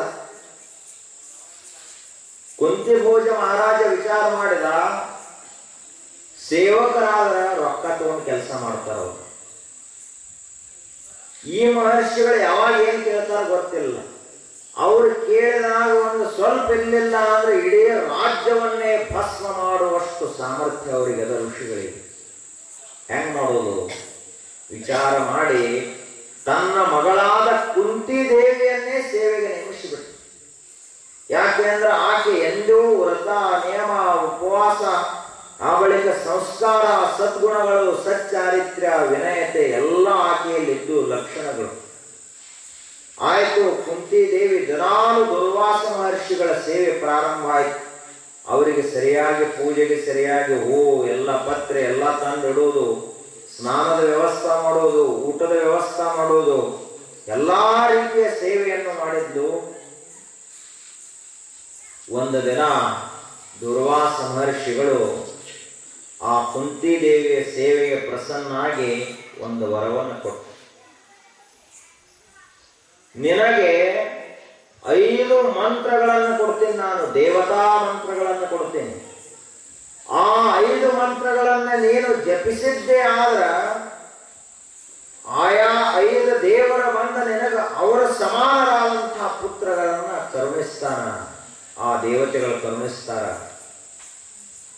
ಸೂರ್ಯ, ಇಂದ್ರ, ವಾಯು, ಹೀಗ 5 ಮಂತ್ರಗಳನ್ನ ಉಪದೇಶ ಮಾಡಿದರಾಕೆ. ನೀ ಯಾವ ಕ್ಷಣ ಅವರನ್ನು ಸ್ಮರಿಸಿ ಆ ಕ್ಷಣ ಆ ದೇವತೆಗಳ ಬಂದ ಅವರ ಸಮಾನ ತೇಜಸ್ಸಿನ ಪುತ್ರರನ್ನು ನೆನಪು ಕೊಡ್ತಾರ. ಅದರಂತೆ ಮುಂದ ಕರ್ಣ, ಧರ್ಮರಾಜ, ಭೀಮಸೇನ, ಅರ್ಜುನ, ನಕುಲ, ಸಹದೇವ ಇವರೆಲ್ಲ ಆ ಮಂತ್ರದ ಪ್ರಭಾವದಿಂದ ಹುಟ್ಟಿದಂಥವರು. ಇಷ್ಟು ಕುಂತಿದೇವಿ ಸೇವಾ ಮಾಡಿ ವರವನ್ನು ಪಡೆದುಕೊಂಡು ಮಂತ್ರದಲ್ಲಿ ಅಂಥ ಸಾಮರ್ಥ್ಯ ಇರಬಾರದು. ಸೇವಾ ಮಾಡುವಾಗ ಸರಿಯಾಗಿ ಮಾಡಬೇಕು. ಮೊದಲು ಸೇವಾ ಮಾಡೋ ಮುಂದೆ ಏನಾರೇ ಮನಸ್ಸಿನಾಗ ಇಟ್ಕೊಂಡು ಮಾಡಬಾರದು, ನಿಷ್ಕಲ್ಮಶ ಮನಸ್ಸಿನಿಂದ ಮಾಡಬೇಕು. ನಾವು ಒಂದು 5,000 ರೂಪಾಯಿ ದಾನ ಕೊಡ್ತೀವಿ ಅಂದ್ರೆ ಗುರುಗಳು ನಮಗೆ ಏನು ಕೊಡ್ತಾರೆ ಈ ಮಠದಾಗ ಸ್ಥಾನ ಅಂತ ನೋಡಬಾರದು. ಅದು ನಮ್ಮ ಕರ್ತವ್ಯ ಅಂತ ನಾವು ಮುಟ್ಟಿಸ್ಬಿಡುದು ಗುರುಗಳಿಗೆ. ಮುಂದೆ ಗುರುಗಳ ಅನುಗ್ರಹ ಮಾಡ್ತಾರಲ್ಲ. ಆ ಬಳಿಕ ದೂರ್ವಾಸ ಮಹರ್ಷಿಗಳು ಒಂದು ದಿನ ಅವರ ಅಣ್ಣ ದತ್ತಾತ್ರೇಯ ಮಹರ್ಷಿ, ಬ್ರಹ್ಮ, ವಿಷ್ಣು, ರುದ್ರ ಈ 3 ಜನರ ಕೃಪಾದಿಂದ ಹುಟ್ಟಿದಂತಹ ದತ್ತಾತ್ರೇಯ ಮಹರ್ಷಿ, ಆ ದತ್ತಾತ್ರೇಯ ಮಹರ್ಷಿ ಮತ್ತು ದೂರ್ವಾಸ ಮಹರ್ಷಿ ಇಬ್ಬರು ಒಂದು ಸಂಕಲ್ಪ ಮಾಡಿದರು. ಜಗತ್ತೆಲ್ಲವೂ ಪ್ರವರ್ತಮಾನವಾಗುವುದು, ಜಗತ್ತೆಲ್ಲವೂ ನಡೆಯುವುದು ಧರ್ಮದಿಂದ, ಸತ್ಯದಿಂದ, ನ್ಯಾಯ, ನೀತಿ, ಅಹಿಂಸಾ, ಬ್ರಹ್ಮಚರ್ಯ, ದಯಾ, ಮೇಧಾ, ಸ್ಮೃತಿ, ಪ್ರಜ್ಞಾ ಈ ಶಕ್ತಿಯಿಂದ ಜಗತ್ತು ನಡೀತದೆ. ಜ್ಞಾನದಿಂದ ಜಗತ್ತು ನಡೀತದ, ಅಜ್ಞಾನದಿಂದ ಅಲ್ಲ. ಸತ್ಯದ ಮೇಲೆ ಜಗತ್ತು ನಿಂತಿದೆ ಹೊರತು ಅಸತ್ಯದ ಮೇಲೆ ಅಲ್ಲ. ಹೀಗಾಗಿ ಆ ಧರ್ಮದ ದೇವತಾ ಹೆಂಗಿರಬಾರದು, ಬರೀ ಧರ್ಮದ ಒಂದೊಂದು ಅಂಶಗಳಲ್ಲೇ ಈ ಜಗತ್ತನ್ನ ಪಾಲಿಸುವಷ್ಟು ಶಕ್ತಿ ಇರುವಾಗ ಇನ್ನು ಸಮಗ್ರವಾದ ಧರ್ಮ ಪುರುಷ ಯಾವ ರೀತಿಯಾಗಿರಬಾರದು. ಧರ್ಮದ ದೇವತಾನ ನಮ್ಮ ಮುಂದೆ ಪ್ರತ್ಯಕ್ಷ ಆಗಿ ನಿಂತಿತು ಅಂದ್ರೆ ಹೆಂಗಿರಬಹುದು ಅದರ ರೂಪ ಅಂತ ಚಿಂತಿಸಿ ಇಬ್ಬರು ತಪಸ್ಸಿಗೆ ಕುಳಿತು ತಪಸ್ಸ ಮಾಡಿದರು. 10,000 ವರ್ಷಗಳವರೆಗೆ ತಪಸ್ಸು ಮಾಡಿದರು. ಅದೆಂಗ ಅಂತ ಕೇಳಬಹುದು. ಈಗ ಸಾಮಾನ್ಯ ನಮ್ಮ ಶರೀರಗಳು ಬೇರೆ, ಇವು ಕೆಡುವಂತ ಅನ್ನ, ಕೆಡುವಂತ ನೀರ, ಕೆಡುವ ಗಾಳಿ ಇದನ್ನು ಉಂಡು ಬೆಳೆದಿರ್ತಾವ, ಲಘು ಕೆಟ್ಟು ಹೋಗ್ತಾವ. ಮಹರ್ಷಿಗಳ ಶರೀರ ಅದು ತಪಸ್ಸಿನಿಂದ, ಸಂಯಮದಿಂದ, ಅಖಂಡ ಬ್ರಹ್ಮಚರ್ಯದಿಂದ ತಯಾರಾಗಿರ್ತದ. ಆ ಶರೀರಕ್ಕೆ ನಾಶ ಇರುವುದಿಲ್ಲ. ಅದರಂತೆ 10,000 ವರ್ಷಗಳವರೆಗೆ ತಪಸ್ಸು ಮಾಡಿದರೂ ಧರ್ಮದೇವತಾ ಬರಲಿಲ್ಲ. ದುರ್ವಾಸ ಮಹರ್ಷಿಗಳಿಗೆ ಸಿಟ್ಟು ಬಂದು ಮನಸ್ಸಿನಲ್ಲೇ ವಿಚಾರ ಮಾಡ್ತಾ ಇದ್ರು. ಯಾವ ಸತ್ಯ ವಸ್ತು ಅದನ್ನು ಕುರಿತು ನಾವು ತಪಸ್ಸು ಮಾಡ್ತಾ ಇದ್ದೀವಲ್ಲ, ಧರ್ಮದ ಕುರಿತು, ಅದು ಒಂದು ವೇಳೆ ಇತ್ತು ಅಂದ್ರೆ ಇಲ್ಲಿಯವರೆಗೆ ನಮ್ಮ ಮುಂದೆ ಬಂದು ಪ್ರತ್ಯಕ್ಷ ಆಗ್ತದೆ. ಅದು ಇಲ್ಲ ಅಂತ ನಮಗೆ ಪ್ರತ್ಯಕ್ಷ ಆಗ್ತಾ ಇದೆ ಈಗ. ಆದ್ದರಿಂದ ಇನ್ನು ಮುಂದೆ ಇರಲಿ ಇರದೇ ಇರಲಿ, ಜಗತ್ತಿನಲ್ಲಿ ಧರ್ಮ ಅನ್ನುವಂಥದ್ದು ಧರ್ಮದೇವತೆಯ ಅಸ್ತಿತ್ವನೇ ಉಳಿಬಾರದು ಅಂತ ಶಾಪ್ ಕೊಡ್ಲಿಕ್ಕೆ ಸಜ್ಜಾದರು. ಆ ಕ್ಷಣಕ್ಕ ಧರ್ಮದೇವತಾ ಒಬ್ಬ ಸತ್ಪುರುಷರ ರೂಪದಿಂದ ಇವರು ಮುಂದೆ ಬಂದರೆ ಆಗ ಇವರಿಗೆ ನಡೀತದು ಧರ್ಮದೇವತಾ ತಪಸ್ಸಿಗೆ ಅಂಜಿ ನಮಸ್ಕಾರ ಮಾಡಿ ನನ್ನನ್ನು ಕ್ಷಮ ಮಾಡಬೇಕು ಅಂತ ಕೇಳಿದ್ದು ಧರ್ಮಪುರುಷ ಕೇಳಿದ. ಆಗ ದುರ್ವಾಸ ಮಹರ್ಷಿಗಳು ಒಂದು ಮಾತು ಹೇಳಿದರು, ಯಾವ ತಪಸ್ವಿಗಳು ನಿನ್ನನ್ನ ಕುರಿತಾಗಿ ನಿನ್ನ ದರ್ಶನಾಕಾಂಕ್ಷೆಯಿಂದ ಇಷ್ಟ ತಪಸ್ಸನ್ನು ಮಾಡಿರುವಾಗ ನೀನು ಅವರಿಗೆ ದರ್ಶನ ಸಹಿತ ಕೊಡಲಾರದೆ ಎಷ್ಟು ವರ್ಷಗಳವರೆಗೆ ನಮ್ಮನ್ನು ಕಾಯಿಸಿದೆ ಅಂದ ಬಳಿಕ ನಿನಗ 3 ಶಾಪ ಕೊಡ್ತೀನಿ ಅಂತ ಹೇಳಿ. ಒಂದ ಶಾಪ 3 ರೀತಿ ಆಗುತ್ತದೆ. ಧರ್ಮದೇವತೆಗೆ ಶಾಪ. ಏನು ಶಾಪ? ಮೊದಲನೇ ಶಾಪ, ನೀನು ರಾಜನಾಗಿ ಹುಟ್ಟಿದರೂ ಕೂಡ ರಾಜಸುಖದಿಂದ ಪೂರ್ಣವಾಗಿ ವಂಚಿತ ಆಗುತ್ತೆ. ಅದು ಮೊದಲನೇ. ಹಂಗ ಹುಟ್ಟುತ್ತೀನಿ ಭೂಮಿ ಮೇಲೆ. ಹಂಗ ಯಾರು ಹುಟ್ಟಿದ್ರು ಅಂದ್ರೆ ಯುಧಿಷ್ಠಿರ ಧರ್ಮರಾಜ. ಜೀವನದಲ್ಲಿ ಎಲ್ಲಿಯೂ ಧರ್ಮದಲ್ಲಿ ತಪ್ಪಲಿಲ್ಲ, ಆದ್ರೆ ಅವನಿಗೆ ಚಕ್ರವರ್ತಿಯ ಸ್ಥಾನ, ಆ ರಾಜಸುಖದ ವೈಭವ ಅವನಿಗೆ ಸಿಗಲಿಲ್ಲ. ಏನೋ ಒಂದು ಸಣ್ಣ ಕಾರಣಕ್ಕಾಗಿ ಲೆಕ್ಕದ ಆಟ ಆಡಿ ತನ್ನನ್ನೂ ಕಳ್ಕೊಂಡ, ಹೆಂಡತಿಯನ್ನು ಹಚ್ಚಿದ, ಅಣ್ಣ ತಮ್ಮಂದಿರು ಎಲ್ಲರನ್ನ ಕಳೆದುಕೊಂಡು, ರಾಜ್ಯವನ್ನು ಕಳೆದುಕೊಂಡು 12 ವರ್ಷ ವನವಾಸ, 1 ವರ್ಷ ಅಜ್ಞಾತವಾಸವನ್ನು ಕಳೆಯಬೇಕಾಯಿತು. ಇನ್ನು 2ನೇ ಶಾಪ, ನೀನು ಒಬ್ಬ ಸೇವಕಿಯ ಮಗನಾಗಿ ಹುಟ್ಟುತ್ತಿ, ಶೂದ್ರನಾಗಿ ಹುಟ್ಟುತ್ತಿ ಅಂತ 2ನೇ ಶಾಪ. ವಿದುರ ದೊಡ್ಡ ಮಹಾತ್ಮ, ವಿದುರನಂತ ಮಹಾತ್ಮನೇ ಆಗಿಲ್ಲ ಈ ಜಗತ್ತಿನೊಳಗೆ. ವಿದುರನಂತ ನೀತಿ ಶಾಸ್ತ್ರಜ್ಞ ಯಾರೂ ಆಗಿಲ್ಲ ಇಲ್ಲಿಯವರೆಗೆ. ಅಂತಹ ನೀತಿ ವಿದುರ ನೀತಿ ಅಂದ. ಆದ್ರ ಅವನು ಸೇವಕಿಯ ಮಗನಾಗಿ ಹುಟ್ಟಿದ. ಇನ್ನು 3ನೇದು, ನೀನು ಸ್ಮಶಾನವನ್ನ ಕಾಯುವಂಥವನಾಗಿ ಹುಟ್ಟುತ್ತೆ ಅಂತ 3ನೇದು. ಸತ್ಯ ಹರಿಶ್ಚಂದ್ರನನ್ನ ಆಳಾಗಿ ಕೊಂಡುಕೊಂಡಂಥವ ಯಾರು ಅಂದ್ರೆ ವೀರಬಾಹು ಅನ್ನುವಂಥ ಸ್ಮಶಾನ ಕಾಯುವಂಥ ಅವ ಯಾರು ಅಂದ್ರೆ ಧರ್ಮದ ಮೂರ್ತಿ. ಈಗ ಧರ್ಮದೇವತೆಗಳ ಶಾಪ ಕೊಟ್ಟಂತಹ ಮಹಾತ್ಮ ಯಾರು ಅಂದ್ರೆ ದುರ್ವಾಸ ಮಹರ್ಷಿ. ಅಲ್ಲಿಂದ ಮುಂದೆ ಒಂದು ದಿನ ಧೃತರಾಷ್ಟ್ರ ಮಹಾರಾಜನ ಅರಮನೆಗೆ ಬಂದರು ದುರ್ವಾಸ ಮಹರ್ಷಿಗಳು. ಮೊದಲಿನ ಕಾಲಕ್ಕೆ ಹೇಗಿತ್ತು ಅಂದ್ರ ತಪಸ್ವಿಗಳು ಮಹರ್ಷಿಗಳು ಬಂದ್ರು ಅಂದ್ರ ರಾಜ ಮಹಾರಾಜರು ತಮ್ಮ ಸಿಂಹಾಸನದಿಂದ ಇಳಿದ ಕೆಳಗೆ ಕೂಡಿರ್ತಿದ್ರು, ಮಹರ್ಷಿಗಳನ್ನ ಮ್ಯಾಲ ಕೂಡಿಸ್ತಿದ್ರು. ಯಾಕೆ ಅಂದ್ರೆ ಜಗತ್ತಿನಲ್ಲಿ ನಮ್ಮ ಕುರ್ಚಿ ಏನು ದೊಡ್ಡದಲ್ಲ, ಎಲ್ಲಕ್ಕಿಂತ ದೊಡ್ಡದು ತಪಸ್ಸು, ಎಲ್ಲಕ್ಕಿಂತ ದೊಡ್ಡದು ತ್ಯಾಗ. ಜಗತ್ತಿನಲ್ಲಿ ಎಲ್ಲಕ್ಕಿಂತ ಹಿರಿದ ಯಾವುದು ಅಂದ್ರೆ ಜ್ಞಾನ ದೊಡ್ಡದೇ ಹೊರತು ಮತ್ಯಾವುದು ಅಲ್ಲ. ಅದಕ್ಕವರು ಅಷ್ಟೆಲ್ಲ ಉಪಚಾರಗಳನ್ನು ಮಾಡಿದ್ರು. ನಾನು ಇಲ್ಲೇ ಸ್ವಲ್ಪ ದಿವಸ ಇರಾಮದೇನೆ ಅಂತ ಹೇಳಿದರು ದುರ್ವಾಸ ಮಹರ್ಷಿಗಳು. ಆಯಿತು, ಸೇವಾಕ ದುರ್ಯೋಧನನೇ ಅವನೇ ನೇಮಿಸಿದ್ರು. ದುರ್ಯೋಧನ ಸೇವಾ ಮಾಡ್ತಿದ್ದ. ದುರ್ವಾಸ ಮಹರ್ಷಿಗಳ ಸಿಟ್ಟು ಸ್ವಲ್ಪ ತಪ್ಪಿದ್ರು ಶಾಪ. ಸೇವಾ ಮಾಡಿದ 1 ವಾರ ಆಯ್ತು. ಆದ ಬಳಿಕ ನಾನಿನ್ನು ಹೊರಡ್ತೇನೆ, ಏನಾದರೂ ನಿನ್ನ ಇಚ್ಛೆಗಳಿದ್ರೆ ಕೇಳಿಕೋ ಅಂತ ಕೇಳಿದ್ರೆ ಇವನಿಗೆ, ದುರ್ಯೋಧನನಿಗೆ. ಆಗ ದುರ್ಯೋಧನ ಮೊದಲೇ ಸಿಟ್ಟಿನ ಮನುಷ್ಯ, ಮೊದಲೇ ದ್ವೇಷ. ಇಲ್ಲಿಯವರೆಗೂ ಇತಿಹಾಸದೊಳಗ ನೋಡಿದ್ರ ಅಣ್ಣ ತಮ್ಮಂದಿರ ಜಗಳದೊಳಗ ಹೆಂಗ್ ಜಗಳಾಡ್ತಾರೆ ಇವರು. ನನಗೆ ಅರ್ಧ ಎಕರೆ ಸಿಗಲಿ, ನನಗೆ 1 ಎಕರೆ ಹೆಚ್ಚು ಸಿಗಲಿ, ಹಿಂಗ್ ಜಗಳಾಡ್ತಾರೆ. ಆದ್ರೆ ಅವ ಹಂಗಲ್ಲ ದುರ್ಯೋಧನ. ಸೂಜಿ ತುದಿಯಷ್ಟು ಸಹಿತ ಜಾಗ ಕೊಡುದಿಲ್ಲ ಅಂತ ಅಂದ್ರೆ ಇತಿಹಾಸದೊಳಗೆ ಇವನಷ್ಟು ದ್ವೇಷಿ ಯಾರೂ ಆಗಿಲ್ಲ. ನೀವು ಯಾರ ಹಂಗಂದರೆ ಸೂಜಿ ತುದಿ, ಒಂದು ಸೂಜಿ ಊರಿದ್ರೆ ಎಷ್ಟು ತುದಿ ಇರ್ತದಲ್ಲ, ಎಷ್ಟು ಜಾಗ ಇರ್ತೈತೆ ಅಷ್ಟು ಸಹಿತ ನಾ ಪಾಂಡವರಿಗೆ ಕೊಡುದಿಲ್ಲ ತಂದವ. ಅವನ ಮನಸ್ಸಿನಲ್ಲಿ ಸದಾ ದ್ವೇಷದ ಜ್ವಾಲಾಮುಖಿ ಹೊತ್ತಿ ಉರಿತಾ ಇತ್ತು. ಅಂತ ದುರ್ಯೋಧನ ಅವ ಅಂದ, ಮಹರ್ಷಿಗಳೇ, ನನಗೆ ಏನಾದರೂ ಒಂದು ನೀವು ಅನುಗ್ರಹ ಮಾಡೋದೇ ಇತ್ತಂದ್ರೆ ನಮ್ಮ ಮನೆಗೆ ಬಂದರಿ, ನಮ್ಮ ಸೇವಾ ಸ್ವೀಕಾರ ಮಾಡಿದರಿ, ಎಷ್ಟಾಗಲಿ ಪಾಂಡವರು ನಮ್ಮ ಅಣ್ಣತಮ್ಮರೇ ಅದಾರ, ಅದಕ್ಕೆ ಪಾಂಡವರ ಮನೆಗೆ ಹೋಗಿ ಅವರು ವನವಾಸದಲ್ಲಿದ್ರವಾಗ ಅವರಿಗೆ ಸೂರ್ಯದೇವನ ಕೃಪಾದಿಂದ ಒಂದು ಅಕ್ಷಯ ಪಾತ್ರ ಸಿಕ್ಕಿತ್ತು. ಪಾಂಡವರಿಗೆ ಅಕ್ಷಯ ಪಾತ್ರೆ ಅಂದ್ರೆ ಏನಾದ್ರೂ ಸ್ವಲ್ಪ ಹಾಕಿದ್ರೆ ಅಂದ್ರೆ ಅವ್ರು ಎಷ್ಟು ಬಯಸ್ತಾರ ಅಷ್ಟು ಹೆಚ್ಚಾಗ್ತಿತ್ತು ಅದರಲ್ಲಿ ಅನ್ನ ಸಂಪತ್ತು ಎಲ್ಲವೂ. ಆ ಅಕ್ಷಯ ಪಾತ್ರೆಯ ನಿಯಮ ಏನು ಅಂದ್ರೆ ಎಲ್ಲರೂ ಊಟ ಮಾಡ್ಬೇಕು ಮೊದಲ.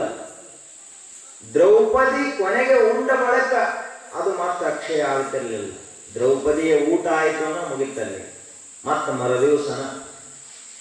ಇವತ್ತಿಗೂ ಮನೆಯಲ್ಲಿ ಮೊದಲ ಎಲ್ಲ ಮನೆಯವರು ಮಕ್ಕಳು ಅವರು ಇವರು ಎಲ್ಲರೂ ಊಟ ಮಾಡ್ತಾರೆ, ಕೊನೆಗೆ ತಾಯಂದಿರು ಊಟ ಮಾಡ್ತಾರೆ. ಇದು ದ್ರೌಪದಿಯಿಂದ ಕಲಿತ ಪಾಠ. ಇದು ಅಕ್ಷಯ ಪಾತ್ರೆ ಅಂತ ಕರೀತಾರೆ. ಮೊದಲ ಅವರ ಉಂಡು ಕೂತರು ಅಂದ್ರೆ ನಿಮ್ಗೆ ಹೊಟ್ಟೆ ತುಂಬ.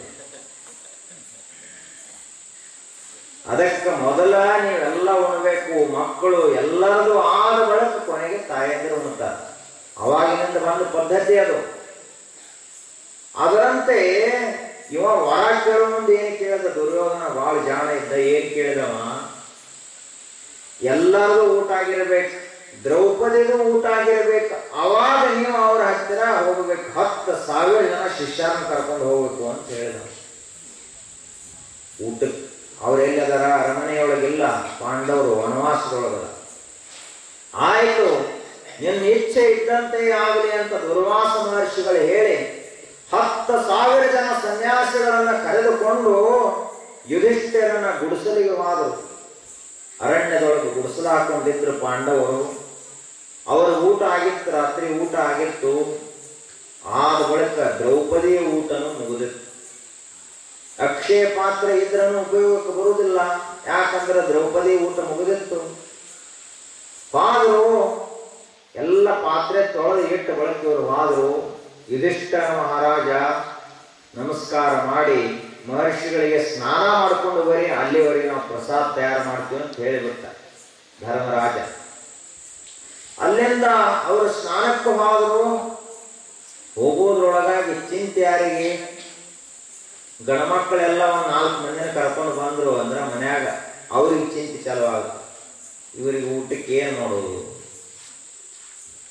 ಇವ್ರೇನಂತಾರ, ಚಾ ಮಾಡು, ಹಾಲು ಕಾಸು, ತುಪ್ಪ ಕಾಸು, ಹೋಳಿಗೆ ಮಾಡುತ್ತೆ ಇವ್ರು ಹೇಳ್ತಾರೆ. ಹೇಳೋರು ಅಷ್ಟೇ, ಇವ್ರು ಮಾಡೋರು ಅವರೆಲ್ಲ. ಚಿಂತೆ ಅವ್ರಿಗೆ ಹತ್ತದ. ಹಂಗ ಇಲ್ಲಿ ಧರ್ಮರಾಜ ಹೇಳ್ದ, ನೋಡು 10,000 ಜನ ಸನ್ಯಾಸಿಗಳು ಬಂದಾರ, ದುರ್ವಾಸ ಮಹರ್ಷಿಗಳು ಬಂದಾರ, ಊಟಕ್ಕೆ ವ್ಯವಸ್ಥೆ ಮಾಡು ಅಂತ ಹೇಳ್ದ. ಆ ಬಳಿಕ ದ್ರೌಪದಿಗೆ ಚಿಂತೆ ಆಯ್ತು, ನಮ್ಮಲ್ಲಿ ಅಕ್ಷಯ ಪಾತ್ರೆ ಅದ, ಅದ್ರಾಗ ಇದ್ದು ಇಲ್ಲದಂಗ ಆಯ್ತು, ಏನು ಮಾಡೋದು ಅಂತ ತಿಳಿದುಕೊಂಡು ಸಾಕ್ಷಾತ್ ಕೃಷ್ಣ ಪರಮಾತ್ಮ ದ್ರೌಪದಿ ದೇವಿಯ ಅಣ್ಣ ಇದ್ದಂಗೆ ಇದ್ದ ಆತನನ್ನ ಏಕಾಗ್ರ ಮನಸ್ಸಿನಿಂದ ಧ್ಯಾನ ಮಾಡಿ ಸ್ಮರಣ ಮಾಡಿದಳು. ಒಂದು ಬಾರಿ ಸ್ಮರಣೆ ಸಾಲದೆ ನಾವು ಎಷ್ಟು ಕರೆದ್ರು ಯಾಕೆ ಬರುವುದಿಲ್ಲ ದೇವರ? ನಂಬಿ ಕರೆದೊಡೆ ಓ ಎನ್ನನೆ ಶಿವನು, ನಂಬದೆ ನಚ್ಚದೆ ಬರಿದೆ ಕರೆಯವರ ಕೊಂಬ ಮೆಟ್ಟಿ ಕೂಗೆಂದ ನಮ್ಮ ಕೂಡಲ ಸಂಗಮ ದೇವ. ನಂಬಿ ಕರೆಯಂಗಿಲ್ಲ ನಾವು, ನಮ್ಮೆಲ್ಲ ನಮಗೆ ವಿಶ್ವಾಸ ಇಲ್ಲಾರುವಂತ ಜನ ನಾವು. ಇನ್ನು ಎಲ್ಲಿ ದೇವರ ಮೇಲೆ ವಿಶ್ವಾಸ ಬರ್ತದೆ ಪೂರ್ಣ? ಸಿದ್ದರಾಮೇಶ್ವರ, ಸೊಲ್ಲಾಪುರದ ಸಿದ್ದರಾಮೇಶ್ವರ ಶ್ರೀಶೈಲ ಮಲ್ಲಿಕಾರ್ಜುನನ ಮೇಲೆ ಎಷ್ಟು ನಂಬಿರಬಾರದು? ಬುದ್ಧಿ ತರದಂತ ಹೋಗಿ ಕೊಳ್ಳಕ್ಕನ ಸಿಗದ ನೋಡ್ರಿ, ಎಷ್ಟು ಆತನಿಗೆ ಪರಮಾತ್ಮನ ಮೇಲೆ ನಂಬಿಕೆ. ಅದರಂತೆ ನಂಬಿ ದ್ರೌಪದಿ ದೇವಿ ಕರೆದ್ಲು, ಕೃಷ್ಣ ಪರಮಾತ್ಮ ಪ್ರತ್ಯಕ್ಷ ಆದ ಬಳಿಕ ನಾ ಎಲ್ಲಿ ದ್ವಾರಕಾದಿಂದ ಇಲ್ಲಿಗೆ ಬಂದನೆ, ನನಗೆ ಏನಾದರೂ ಹಸುವಾಗಿ ಸ್ವಲ್ಪ ಉಳ್ಳಾಕ್ ಕೊಡೋಕ್ ಕೇಳಿದ. ಅವ ಮೊದಲ ಮನೆಯಾಗ ಏನೂ ಇಲ್ಲ, ಹೆಂಗ್ ನೋಡುವುದಿನ್ನ? ಆತ ಹೇಳಿದ ಕೃಷ್ಣ ಪರಮಾತ್ಮ, ಹುಡುಗ ಹುಡುಕಾಡುವ ಅಕ್ಷಯ ಪಾತ್ರೆ ಹತ್ತಿರನ ಪಾತ್ರೆ ತೊಳೆಯುವಾಗ ಎಲ್ಲಾದ್ರೂ ಒಂದು ಅಗಳು ಅನ್ನ ಉಳಿದಿತ್ತಂದು ಅಷ್ಟ ಕೊಡು ಸಾಕು ಅಂತ ಹೇಳಿದ್ರು. ಅಕ್ಷಯ ಪಾತ್ರೆಯನ್ನು ನೋಡಿದ್ರು ದ್ರೌಪದಿ ದೇವಿ ಸರಿಯಾಗಿ ನೋಡಿದ ಬಳಿಕ ಎಲ್ಲೋ ಒಂದು ಮೂಲೆಯಲ್ಲಿ ಒಂದು ಹಂಚಿಗೆ ಏನ್ ಹತ್ತಿತ್ತು, ಒಂದು ಅಗಳ ಅನ್ನ ಹತ್ತಿತ್ತು. ಆಯ್ತು, ಅಷ್ಟನ್ನೇ ಕೊಡು ಅಂತ ಕೇಳಿದ ಕೃಷ್ಣ. ಅಷ್ಟನ್ನೇ ಕೈಯಲ್ಲಿ ತೆಗೆದುಕೊಂಡು ಅದನ್ನ ಬಾಯೊಳಗೆ ಹಾಕೊಂಡು ಕಣ್ಣು ಮುಚ್ಚಿ ಸಂತೃಪ್ತ ಆಯಿತು ಅಂತ ಹೊಟ್ಟೆ ಮೇಲೆ ಕೈ ಆಡಿಸ್ಕೊಂಡ್ಬಿಟ್ಟು 10,000 ಜನ ಏನವರು ನದಿಯೊಳಗೆ ಸ್ನಾನಕ್ಕೆ ಹೋಗಿದ್ದರು, ಋಷಿಗಳು ಸನ್ಯಾಸಿಗಳು ದೂರ್ವಾಸರ ಸಮೇತ. ಇಲ್ಲಿ ಕೃಷ್ಣ ಸಂತೃಪ್ತ ಆಯಿತು ಅಂದ, ಅಲ್ಲಿ ಅವರೆಲ್ಲರ ಹೊಟ್ಟೆ ತುಂಬಿತ್ತು. ಪೂರ್ಣ ಎಲ್ಲ ನದಿ ಒಳಗೆ ಸ್ನಾನ ಮಾಡಕ್ ಬರೋಲ್ಲ, ಅಷ್ಟು ಹೊಟ್ಟೆ ತುಂಬಿತ್ತು. ಇನ್ನು ಒಂದು ತುತ್ತು ಸಹಿತ ತಿನ್ಲಿಕ್ಕೆ ಆಗುವಲ್ಲ. ಯಾಕೆ ಅಂದ್ರ ಅದು ನಿಯಮನೇ ಅದ. ಶಿವಯೋಗಿನಃ ಸಂತೃಪ್ತಃ ತೃಪ್ತೋ ಭವತಿ ಶಂಕರಃ ತೃಪ್ತ್ಯಾತ್ ತನ್ಮಯಂ ತೃಪ್ತ್ವಾ ತೃಪ್ತಿಮೇತಿ ಚರಾಚರಂ. ಮನೆಗೆ ಒಬ್ಬರ ಸಾಧು ಮಹಾತ್ಮರನ್ನ ಕರೆದು ಉಣಿಸಿದ್ರ ಶಿವನೇ ಬಂದು ಉಣ್ಣಂಗಾಗ್ತದ. ಶಿವಯೋಗಿ ಅಂದ್ರೆ ಬೇರೆ ಅಲ್ಲ, ಶಿವ ಅಂದ್ರೆ ಬೇರೆ ಅಲ್ಲ. ಶಿವಯೋಗಿನಃ ಸಂತೃಪ್ತಃ, ಒಬ್ಬ ಶಿವಯೋಗಿಗೆ ನಾವು ಉಣಿಸಿದ್ರ ತೃಪ್ತೋ ಭವತಿ ಶಂಕರ, ಸಾಕ್ಷಾತ್ ಶಿವ ತೃಪ್ತ ಆಗ್ತಾನೆ. ತೃಪ್ತ್ಯಾತ್ ತನ್ಮಯಂ ತೃಪ್ತ್ವಾ ತೃಪ್ತಿಮೇತಿ ಚರಾಚರಂ. ಶಿವ ತೃಪ್ತ ಆದ ಅಂದ್ರೆ ಇಡೀ ಜಗತ್ತ ತೃಪ್ತ ಆದಂಗ. ಅದರಂತೆ ಇಲ್ಲಿ ಕೃಷ್ಣ ಪರಮಾತ್ಮ ತೃಪ್ತ ಆದ, ಶಂಕರ ತೃಪ್ತ ಆದ ಬಳಿಕ ಲೋಕದಲ್ಲಿರುವ ಎಲ್ಲ ಜೀವಿಗಳಿಗೆ ಹೊಟ್ಟೆ ತುಂಬಿತು. ಆ ಬಳಿಕ ಭೀಮಸೇನ ಗದಾ ಹಿಡ್ಕೊಂಡ ಹೋದ ಕರಿಲಕ್ಕವರನ್ನು, ಋಷಿಗಳ ಮತ್ತೆಲ್ಲ ಭೋಜನ ತಯಾರಾಗ್ಯದ ಬರಬೇಕು. ಅವರು ದುರ್ವಾಸ ಮಹರ್ಷಿಗಳು ಹೇಳಿದರು, ಒಂದು ತುತ್ತಲ್ಲ ಒಂದು ಅಗಲ ಸಹಿತ ನುಂಗುವಷ್ಟು ಜಾಗ ಇಲ್ಲ ನಮಗ. ಯಾಕೆ ಅಂದ್ರ ಕೃಷ್ಣ ಪರಮಾತ್ಮನೇ ತೃಪ್ತ ಆಗೈತೆ ಅಂದ ಬಳಿಕ ಇನ್ನೆಲ್ಲಿ ಜಾಗ ಹಸಿಬಿರ್ತದೆ. ಆ ಬಳಿಕ ದುರ್ವಾಸ ಮಹರ್ಷಿಗಳು ಹೇಳಿದರು, ದುರ್ಯೋಧನನ ಇಚ್ಛೆಯಿಂದ ನಾವಿಲ್ಲಿ ಬಂದಿದ್ದೇವೆ ಹೊರತು ಸ್ವಯಂ ಪ್ರೇರಿತ ಬಂದಿರಲಿಲ್ಲ. ನಾವೇನೇ ಮನೆಗೆ ಬರ್ಲಾರ್ದ ಹಂಗ ಹೋಗ್ತೀವಿ ಅಂತ ಆ ಕಡೆ ಹೋಗಿಬಿಟ್ರು. ಅವು ದುರ್ಯೋಧನನ ಪ್ಲಾನ್ ಏನಿತ್ತು, ದುರ್ವಾಸ ಮಹರ್ಷಿಗಳಂದ್ರೆ ಬಹಳ ಸಿಟ್ಟಿನವರು. ಸ್ವಲ್ಪ ತಪ್ಪಿತು ಅಂದ್ರೆ ದೊಡ್ಡ ಶಾಪನೆ ಕೊಟ್ಟು ಬಿಡ್ತಾರ. ಅವ್ರು ಶಾಪ ಕೊಟ್ಟರು ಅಂದ್ರ ಮುಗಿತಿದೆಲ್ಲ ಪಾಂಡವರು ಸುಟ್ಟು ಹೋಗಿಬಿಡ್ತಾರ ಅಂತ ಅವನ ಪ್ಲಾನ್ ಇತ್ತು. ಆದ್ರೆ ಅದಾಗಲಿಲ್ಲ. ಕೃಷ್ಣ ರಕ್ಷಕನಿದ್ದ. ಇನ್ನೊಂದು ಸಾರಿ ಕೃಷ್ಣ ಪರಮಾತ್ಮ ಹೀಗೆ ಶಿವಲೋಕಕ್ಕೆ ಹೋಗಿ ಸಾಕ್ಷಾತ್ ಶಿವನ ದರ್ಶನ ಮಾಡಿಕೊಂಡು, ನೆನಪಿಡಬೇಕು ಇವೆಲ್ಲ ಬರೀ ದುರ್ವಾಸರ ಕಥೆಗಳಲ್ಲ, ನಮ್ಮ ಕಥೆಗಳೇ ಇರ್ತಾವೆ. ನಾವು ಹೆಂಗೆ ಕೇಳ್ತಿರ್ತೀವಿ, ದುರ್ವಾಸ ಸಂಬಂಧ ಇರಬೇಕು, ನಮಗೇನಿಲ್ಲ, ಕಥೆ ನಮ್ಮವು. ಈಗ ನೀವು ಮನೆಗೆ ಯಾರಾದರೂ ಭಿಕ್ಷುಕರು ಅತಿಥಿಗಳು ಬಂದರು ಅಂದ್ರೆ ಕೈ ಖಾಲಿ ನಡಿ ಅಂತ ಅನ್ನಬಾರದು, ಏನಾದರೂ ನೆಮ ಹೇಳಬಾರದು. ನೀವು ರೊಕ್ಕ ಕೊಡೋ ಪ್ರಸಂಗ ಬಂದ್ರೆ ಅಷ್ಟ 10 ರೂಪಾಯಿ ಕೊಡ್ರಿ. ಅನ್ನ ಬೇಡಲಿಕ್ಕೆ ಯಾರಾದರೂ ಬಂದ್ರು ಅಂದ್ರೆ ಗೃಹಸ್ಥ ಪರಮ ಧರ್ಮ ಅದು. ಬರೀ ಲಗ್ನ ಆಗೋದು ಅಷ್ಟೇ ಗೃಹಸ್ಥ ಧರ್ಮ ಅಲ್ಲ. ಒಂದು ತುತ್ತ ಅನ್ನ ಬೇಡಲಿಕ್ಕೆ ಯಾರಾದರೂ ಬಂದ್ರು ಅಂದ್ರೆ ಖಾಲಿ ಯಾರನ್ನು ಕಳಿಸಬಾರದು. ಈ ಜಗತ್ತಿನೊಳಗ ಅನ್ನದಾನಕ್ಕಿಂತ ಇನ್ನು ದಾನವೇ ಇಲ್ಲ. ಅನ್ನಕ್ಕೆ ಮೇಲು ಇನ್ನಿಲ್ಲ, ಲೋಕಕ್ಕೆ ಅನ್ನವೇ ದೈವ ಸರ್ವಜ್ಞ. ದೇವರಂದ್ರೆ ಅನ್ನದ ರೂಪದಲ್ಲಿರ್ತಾನೆ. ಹೀಗಾಗಿ ಯಾರಾದರೂ ಬೇಡಲಿಕ್ಕೆ ಬಂದ್ರು ಅಂದ್ರೆ ಹಂಗ ಕಳಿಸಬಾರದು. ಅದರಂತೆ ಇಲ್ಲಿ ದುರ್ವಾಸ ಮಹರ್ಷಿ ಕೈಲಾಸಕ್ಕೆ ಹೋಗಿ ಸಾಕ್ಷಾತ್ ಶಂಕರನ ದರ್ಶನವನ್ನು ತೆಗೆದುಕೊಂಡು, ಶಿವ ನನ್ನ ವರಪ್ರಸಾದ ರೂಪವಾಗಿಲ್ಲಪ್ಪ ಅಂತ ಆತನ ಕೈಯಲ್ಲಿ ಇರುವಂತಹ ಒಂದೆರಡು ಹೂವುಗಳನ್ನು ಕೊಟ್ಟ. ದುರ್ವಾಸ ಮಹರ್ಷಿಯು ಇರಲಿ ವರರೂಪವಾಗಿ, ಶಿವ ನಿರ್ಮಾಲ್ಯ. ಅದಕ್ಕೆ ಇಲ್ಲಿವರೆಗೂ ಅದನ್ನು ಪಾಲಿಸ್ಕೊಂಡು ಬಂದಾರೆ. ಏನು ದೇವರು ಪೂಜಾ ಮಾಡಿದ ನೀರ ಅಥವಾ ಹೂವ ಪತ್ರಿ ಏನೇ ಇದ್ರೂ ಕೂಡ ಗಿಡಕ್ಕೆ ಹಾಕಬೇಕು, ನದಿಗೆ ಹಾಕಬೇಕು, ಎಲ್ಲಿ ಪವಿತ್ರ ತೀರ್ಥಗಳಿರ್ತಾವ ಅಲ್ಲಿ ಹಾಕಬೇಕು. ಆಗ ನಾವು ತುಳಿದಾಡೋ ಜಾಗಕ್ಕೆ ಚೆಲ್ಲಬಾರದು. ಮನೆ ಮುಂದೆ ಚೆಲ್ಲಿದ್ರಿ, ದವಣ್ಯಾಗ ಚೆಲ್ಲಿದ್ರಿ, ಅಲ್ಲಿ ಚೆಲ್ಲಿದ್ರಿ, ಇಲ್ಲಿ ಚೆಲ್ಲಿದ್ರಿ, ಮುಸುರಿ ತೊಳೆಯಲ್ಲಿ ಚೆಲ್ಲಿದ್ರಿ, ಅದಲ್ಲ ನಿಯಮ. ಗಿಡಕ್ಕೆ ಹಾಕಬೇಕು. ಇರ್ಲಿಲ್ಲ ಅಂದ್ರೆ ಎಲ್ಲಾದರೂ ಹೊಲಕ್ಕೆ ದೂರದಲ್ಲಿ ನಾವು ತುಳಿಬಾರದಲ್ಲಿ ಎಂದು. ಆ ಬಳಿಕ 2 ಪುಷ್ಪಗಳನ್ನು ತಗೊಂಡವರು ಆಕಾಶ ಮಾರ್ಗದಿಂದ ಬರುವಾಗ ದೇವಲೋಕದ ಇಂದ್ರ ದೇವೇಂದ್ರ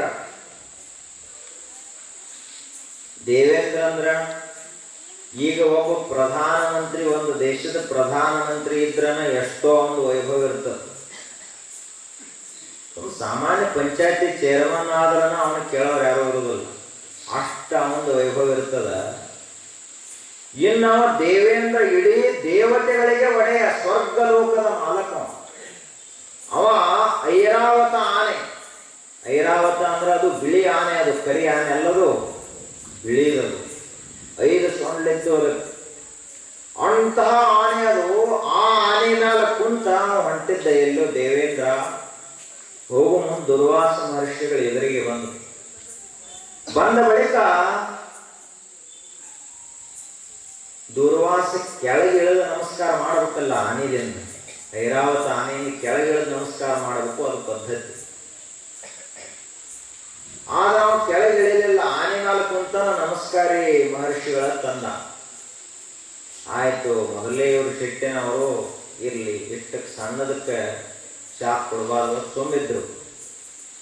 ಆಯ್ತು ತಗೋಮ್ಮ ದೇವೇಂದ್ರ, ಇವೆರಡು ಸಾಕ್ಷಾತ್ ಕೈಲಾಸಕ್ಕೆ ಹೋಗಿದ್ದೆ, ಸಾಕ್ಷಾತ್ ಶಿವನಿಂದಲೇ ಇವೆರಡು ಪುಷ್ಪಗಳು ಅವನ ಪಾದದ ಮೇಲಿದ್ದು ತಗೊಂಡು ಬಂದನೆ, ತಗೋ ಅಂತ ಹೇಳಿದರು. ಅವನು ತಗೊಂಡು ಏನು ಮಾಡಿದ, ಇವಕೇನಷ್ಟು ಕಿಮ್ಮತ್ತದ ಅಂತ ತಿಳ್ಕೊಂಡು ಆನೆ ತಲೆ ಮೇಲೆ ಹಾಕಿದ. ಐರಾವತ ಆನೆ ಅದರ ತಲೆ ಮೇಲೆ ಹಾಕಿದ ಕೂಡಲೇ ದುರ್ವಾಸ ಮಹರ್ಷಿಗಳು 1000 ಸೂರ್ಯರಾದಷ್ಟು ಅಷ್ಟು ಸಿಟ್ಟು ಬರ್ತಾವ್ರಿಗೆ. ಅಷ್ಟು ತೇಜದಿಂದ ಕೈಯಾಗ ಏನ್ ಮಾಡಿದ್ರು, ಕಮಂಡಲದೊಳಗಿರೋ ನೀರು ತಗೊಂಡು ದೇವೇಂದ್ರ ಮತ್ತು ಆನೆಗೆ ಎರಡಕ್ಕೂ ಹೊಡೆದರು. ಹೇಳಿದರು, ಯಾವ ಐಶ್ವರ್ಯ ಮದದಿಂದ, ಯಾವ ಶ್ರೀಮಂತಿಕೆ ಅಧಿಕಾರದ ದರ್ಪದಿಂದ ನೀನು ಇಷ್ಟು ಶಿವನ ಪ್ರಸಾದವನ್ನು ತುಚ್ಛವಾಗಿ ಕಂಡೆಯಲ್ಲ, ಕೀಳಾಗಿ ಕಂಡೆಯಲ್ಲ, ಅದಕ್ಕೆ ನಿನ್ನ ಸಮಸ್ತ ಐಶ್ವರ್ಯವೆಲ್ಲ ಹೋಗಿ ಸಮುದ್ರ ಸೇರಲಿ ಅಂತ ಶಾಪ ಕೊಟ್ಟ. ಅದಕ್ಕ ಮುಂದೆ ದೇವೇಂದ್ರ ರಾಜ್ಯವನ್ನು ಕಳ್ಕೊಂಡ. ಇಡೀ ಸ್ವರ್ಗ ಲೋಕದ ಮೇಲೆ ಆಕ್ರಮಣ ಆಗಿ ರಾಕ್ಷಸರ ಆಧಿಪತ್ಯ ಪ್ರಾರಂಭ ಆಯಿತು ಸ್ವರ್ಗದೊಳಗೆ. ಯಾರಿಂದ ಇದು? ದುರ್ವಾಸ ಮಹರ್ಷಿಯ ಶಾಪ, ಅವನ ಅನುಚಿತ ವರ್ತನೆ. ದುರ್ವಾಸ ಮಹರ್ಷಿಗಳು ಅಂದ್ರೆ ದೇವೇಂದ್ರನಂತ ದೇವೇಂದ್ರನನ್ನ ಇಳಿಸಿಬಿಟ್ರಿ ಕೆಳಗೆ. ಯಾಕೆ ಅಂದ್ರೆ ಅವ ರೀತಿ ಒಳಗೆ ತಪ್ಪಿದ, ಅದರ ಪರಿಣಾಮ ಅದು. ಹೀಗೆ ದುರ್ವಾಸ ಮಹರ್ಷಿಗಳು ತಪಸ್ಸಿನಲ್ಲಿ, ಜ್ಞಾನದಲ್ಲಿ, ತ್ಯಾಗದಲ್ಲಿ ಅದ್ವಿತೀಯ. ಹೀಗೆ ತಪಸ್ಸಿನಲ್ಲಿರುವಾಗ ಒಂದ್ಸಾರಿ ಅವರಿಗೆ ಅನಿಸ್ತು, ನಾನು ಕೂಡ ಗೃಹಸ್ಥ ಧರ್ಮವನ್ನು ಪಾಲಿಸಬೇಕು, ಒಂದು ಸ್ವಲ್ಪ ವರ್ಷಗಳವರೆಗೆ ಪ್ರಪಂಚ ಅಂದ್ರೆ ಹೆಂಗಿರುತ್ತೆ ನೋಡಬೇಕು ಅಂತ ಅನಿಸ್ತವ್ರಿಗೆ. ನೀವೆಲ್ಲ ಹಂಗಾಗಿ ಪ್ರಪಂಚದೊಳಗೆ ಹೋದವರು, ಹೆಂಗರೇ ಇರ್ತೈತಿ ನೋಡ್ಬೇಕಿದು ಪ್ರಪಂಚ. ಅಜ್ಜ ಮಾಡ್ಯಾನ ಆದಿವ್ರಿಗೆ ಗೊತ್ತಿಲ್ಲ, ಅಪ್ಪ ಮಾಡಿದ ಪ್ರಪಂಚ, ಆದ್ರೂ ಇವ ಪ್ರತ್ಯಕ್ಷ ಮಾಡ್ಬೇಕಲ್ಲ. ಅವ್ರ ಕೈ ಸುಟ್ಕೊಂಡ್ರೆ ಏನದರಿ, ನಮಗದು ಬೆಂಕಿ ಎದ್ದು ಗೊತ್ತಾಗಬೇಕಲ್ಲ ಅಂತ ಇವರು ಸ್ವತಃ ಕೈ ಸುಟ್ಕೊಳಕ್ ಆದವ್ರು. ಹಂಗ ದುರ್ವಾಸ ಮಹರ್ಷಿ ಪ್ರಪಂಚ ಅಂದ್ರೆ ಹೆಂಗಿರ್ತದೆ ಅಂತ ನೋಡ್ಬೇಕಂದ ಸುಮ್ಮನೆ ತಪಸ್ಸು ಮಾಡ್ಕೊತಿದ್ದ, ಆರಾಮ ಇರ್ಬೇಕು. ಹಂಗಾಗ್ಲಿಲ್ಲ ಮನಸ್ಸು. ಆ ಬಳಿಕ ಒಬ್ಬ ಔರ್ವ ಅನ್ನುವ ಒಬ್ಬ ಮಹರ್ಷಿ ಇದ್ದ, ಆತನ ಕಡೆಗೆ ಹೋದ. ಆತನಿಗೊಬ್ಬಳು ಮಗಳಿದ್ಲು. ನೇರವಾಗಿ ಕೇಳಿದ, ನಿನ್ನ ಮಗಳನ್ನು ನನಗೆ ಕೊಟ್ಟು ಲಗ್ನ ಮಾಡು ಅಂತ ಕೇಳಿದ. ಆಗ ಆ ಔರ್ವ ಮಹರ್ಷಿ ಹೇಳಿದ, ನಾನೆಲ್ಲ ಕೊಡಬಹುದು, ಆದ್ರ ನೀನಾದರೂ ಸಿಟ್ಟಿನೊಳಗ ನಿನ್ನ ಹಿಡವ್ರು ಯಾರಿಲ್ಲ, ಅಷ್ಟು ಸಿಟ್ಟು. ಸ್ವಲ್ಪ ತಕ್ಕಂದ್ರೆ ಸುಟ್ಟು ಭಸ್ಮ ಮಾಡವ್ ನೀನು. ನಮ್ಮ ಮಗಳು ಹೆಂಗದ ಅಂದ್ರೆ ಮೊದಲ ಅಕ್ಕಿನೂ ಸಹಿತ ಸಿಟ್ಟು, ಬಹಳ ಸಿಟ್ಟಿನಕ್ಕಿದಾಳ, ಕೋಪಿಷ್ಟದಾಳ. ಬರೇ ನಾವು ಸರದ ಕುಂಡ್ರ ಅಂದ್ರನ ಸಾಕು, ನಮ್ಮನ್ನ ಹೊಳ್ಳಿ ಸುಟ್ಟು ಬಿಡಂಗ ನೋಡ್ತಾಳ, ಅಷ್ಟು ಸಿಟ್ಟಿನಕ್ಕಿದಾಳ ಅಕ್ಕಿನೂ ಸಹಿತ.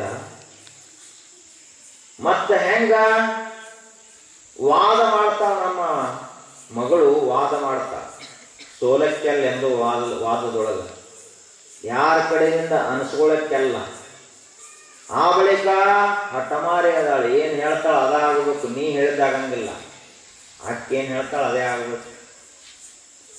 ಆ ಬಳಿಕ ಆತ ಔರ್ವ ಮಹರ್ಷಿ ಹೇಳಿದ, ನಾನು ನನ್ನ ಮಗಳನ್ನು ಕೊಟ್ಟು ಲಗ್ನ ಮಾಡ್ಲಿಕ್ಕೆ ಹೋಗ್ತೇನೆ, ಒಂದು ಕರಾರ ಅಂತ ಹೇಳಿದ. ಏನ್ ಕರಾರು? ನನ್ನ ಮಗಳ ಬೇಕಾದಷ್ಟು ನಿನಗೆ ತ್ರಾಸು ಕೊಡ್ಲಿ, ಏನು ಬೇಕಾದ ಅಲ್ಲಿ ಬೈಲಿ, ನಿನಗೊಂದು 4 ಏಟು ಹೊಡಿಲಿ, ಆದ್ರೆ ನೀ ಹೊಳ್ಳಿ ಏನು ಅನ್ನಂಗಿಲ್ಲ, ಸುಮ್ಮನೆ ಸಹನ ಮಾಡಿಕೊಂಡು ಸುಮ್ಮಿರ್ಬೇಕು. ಅವಾಗ ದುರ್ವಾಸ ಮಹರ್ಷಿ ಅಂದ, ಆಯ್ತು, ಏನೋ ಬೇಕಾದಷ್ಟು ಅಪರಾಧ ಮಾಡಲಿ, ತಪ್ಪು ಮಾಡಲಿ, ದಿನ 1008 ಬೈಗಳ ಬೈಲಿ, ನಾ ಏನು ನೋಡೋದಿಲ್ಲ ಅಂತ ಹೇಳಿದ ದುರ್ವಾಸ. ಲಗ್ನ ಆಯ್ತು, ಬಂದರು, ಆಶ್ರಮಕ್ಕೆ ಬಂದರು, ನಡೀತು ಪ್ರಪಂಚ. ದಿವಸಕ್ಕೆ ಹೆಚ್ಚಾತ ಬೈಗಳ ಬೈ. ಎಲ್ಲಿ ತನಕ ತಡ್ಕೋತಾರೆ ಎಲ್ಲರೂ? ಜಗಳಕ್ಕೂ ಒಂದು ಇತಿಮಿತಿ ಇರ್ತದ. ನೀವು ಶಾಂತ ಮೂರ್ತಿಗಳು ಕೆಲವೊಬ್ರು ಇರ್ತಾರ, ಆದ್ರೆ ಇಬ್ಬರು 2 ಜ್ವಾಲಾಮುಖಿ ಆದವು ಅಂದ್ರೆ ನಡೆಯುವುದಿಲ್ಲ. ಒಂದು ಶಾಂತ ಸಾಗರ ಇರಬೇಕು, ಒಂದು ಜ್ವಾಲಾಮುಖಿ ಇರಬೇಕು. ಅದು ಎದ್ದಾಗಿಲ್ತಂಗ ಇದು ಎದ್ದಾಗ ಆಗ್ತಾನ ನಡೀತದೆ. ಇಬ್ಬರು, ಒಬ್ರು ವೀರಭದ್ರ, ಒಬ್ರು ಕಾಳಿಕಾದೇವಿ ಆದ್ರೆ ನಡೀತ. ಮನೆ ಏನಾಗ್ತದ? ರಣರಂಗವಾಗ್ತದೆ. ಮಕ್ಕಳು ತಾವು ಯಾಕರೆ ಹುಟ್ಟಿದೀವಪ್ಪ ಇವ್ರು ಹೊಟ್ಟಿಲಿ ಅತ್ತಾವು ಮಕ್ಕಳು. ಎಷ್ಟು ಜಗಳ ಗಂಟದಾಗ ಇವರು, ಏನು ಬೈತಾರಪ್ಪ. ಈಗೂ ಕೆಲವೊಂದು ಮನ್ಯಾಗ ಹಂಗ, ಇವ ಕುಡದು ಬಂದ ಅಂದ್ರೆ ಅವ್ರು ಚಾಲು. ಇವ್ ಮುಂಜಾನೆ ನಾ ಏನ್ ಮಾಡಿ ಹಿಂಗ್ಯಾಕ, ಅವ ಕುಡ್ದದ್ ನೆನಪ ಇರಂಗಿಲ್ಲ. ಆ ಬಳಿಕ ಆಕೆ ಹೆಣ್ಮಗಳು ಕಂದಳಿ ಅಂತ ಆಕೆ ಹೆಸರು. ದಿವಸಕ್ಕೆ ಸಿಟ್ಟು ಹೆಚ್ಚಾತ ಆಕೆದು. ತಿಳ್ಕೊಳ್ಳೋ ಸಾಮರ್ಥ್ಯ ಇರ್ಲಿಲ್ಲ ಆಕೆಗೆ. ದಿನ ಸಿಟ್ಟು ಹೆಚ್ಚಾತು, ಬೈಲಾಕ್ ಚಾಲೋ ಮಾಡಿದ್ಲು. ಸರಿಯಾಗಿ ಇವ ರೊಟ್ಟಿ ಮಾಡಂದ್ರ ಅಂಬಲಿ ಮಾಡಕ್ಕೆ, ಅಂಬಲಿ ಮಾಡಂದ್ರ ರೊಟ್ಟಿ ಮಾಡ. ಇವ ನೀರು ಕಾಸಂದ್ರೆ ಅವತ್ತು ಕಾಸೋದಿಲ್ಲ. ಇವತ್ತು ನೀರು ಕಾಸು ಮಾಡಂದ್ರೆ ಕಾಸಿಡೋದು. ಹಿಂಗ ಉಲ್ಟಾ ಪಲ್ಟಾ. ಇವತ್ತು ದ್ವಾಸೆ ಮಾಡು ಅಂದ್ರೆ ಇಡ್ಲಿ ಮಾಡೋದು, ಇಡ್ಲಿ ಮಾಡಿದ್ರೆ ಉಪ್ಪಿಟ್ಟು ಮಾಡೋದು. ಅದ್ರಾಗೆ ಇಲ್ಲಿ ಇವತ್ತು ಮೆಣಸಿಕಾಯಿ ಚಟ್ನಿ ಕೊಟ್ಟು ಪುಂಡೆ ಪಲ್ಯ ಮಾಡು ಅಂದ್ರೆ ಅವತ್ತು ಹುಗ್ಗಿ ಮಾಡಿಬಿಡೋದು. ಇಲ್ಲಿ ಇವತ್ತ ಉಪವಾಸರಾವಧಿ ಅಂದ್ರೆ ಅವತ್ತು ಮನಗಂಡ ಮೃಷ್ಟಾನ್ನ ಭೋಜನ ಮನೆಯೊಳಗೆ. ಏಕಾದಶಿ ದಿವಸ ಮೃಷ್ಟಾನ್ನ ಭೋಜನ, ದ್ವಾದಶಿ ದಿವಸ ಫುಲ್ ಏಕಾದಶಿ. ಒಂದು ಹನಿ ನೀರು ಸಹಿತ ಕಾಸಂಗಿಲ್ಲ. ಹೀಗೆ ನಡೀತಿದ್ದು ದಿನಂಪ್ರತಿ ಈ ರೀತಿಯಾಗಿ ನಡೀತು. ದುರ್ವಾಸ ಮಹರ್ಷಿಗಳು ಗೊತ್ತಲ್ಲ, ಸ್ವಲ್ಪ ತಪ್ಪಾದ್ರನ್ನ ಶಾಪ್ ಕೊಡೋರವರು.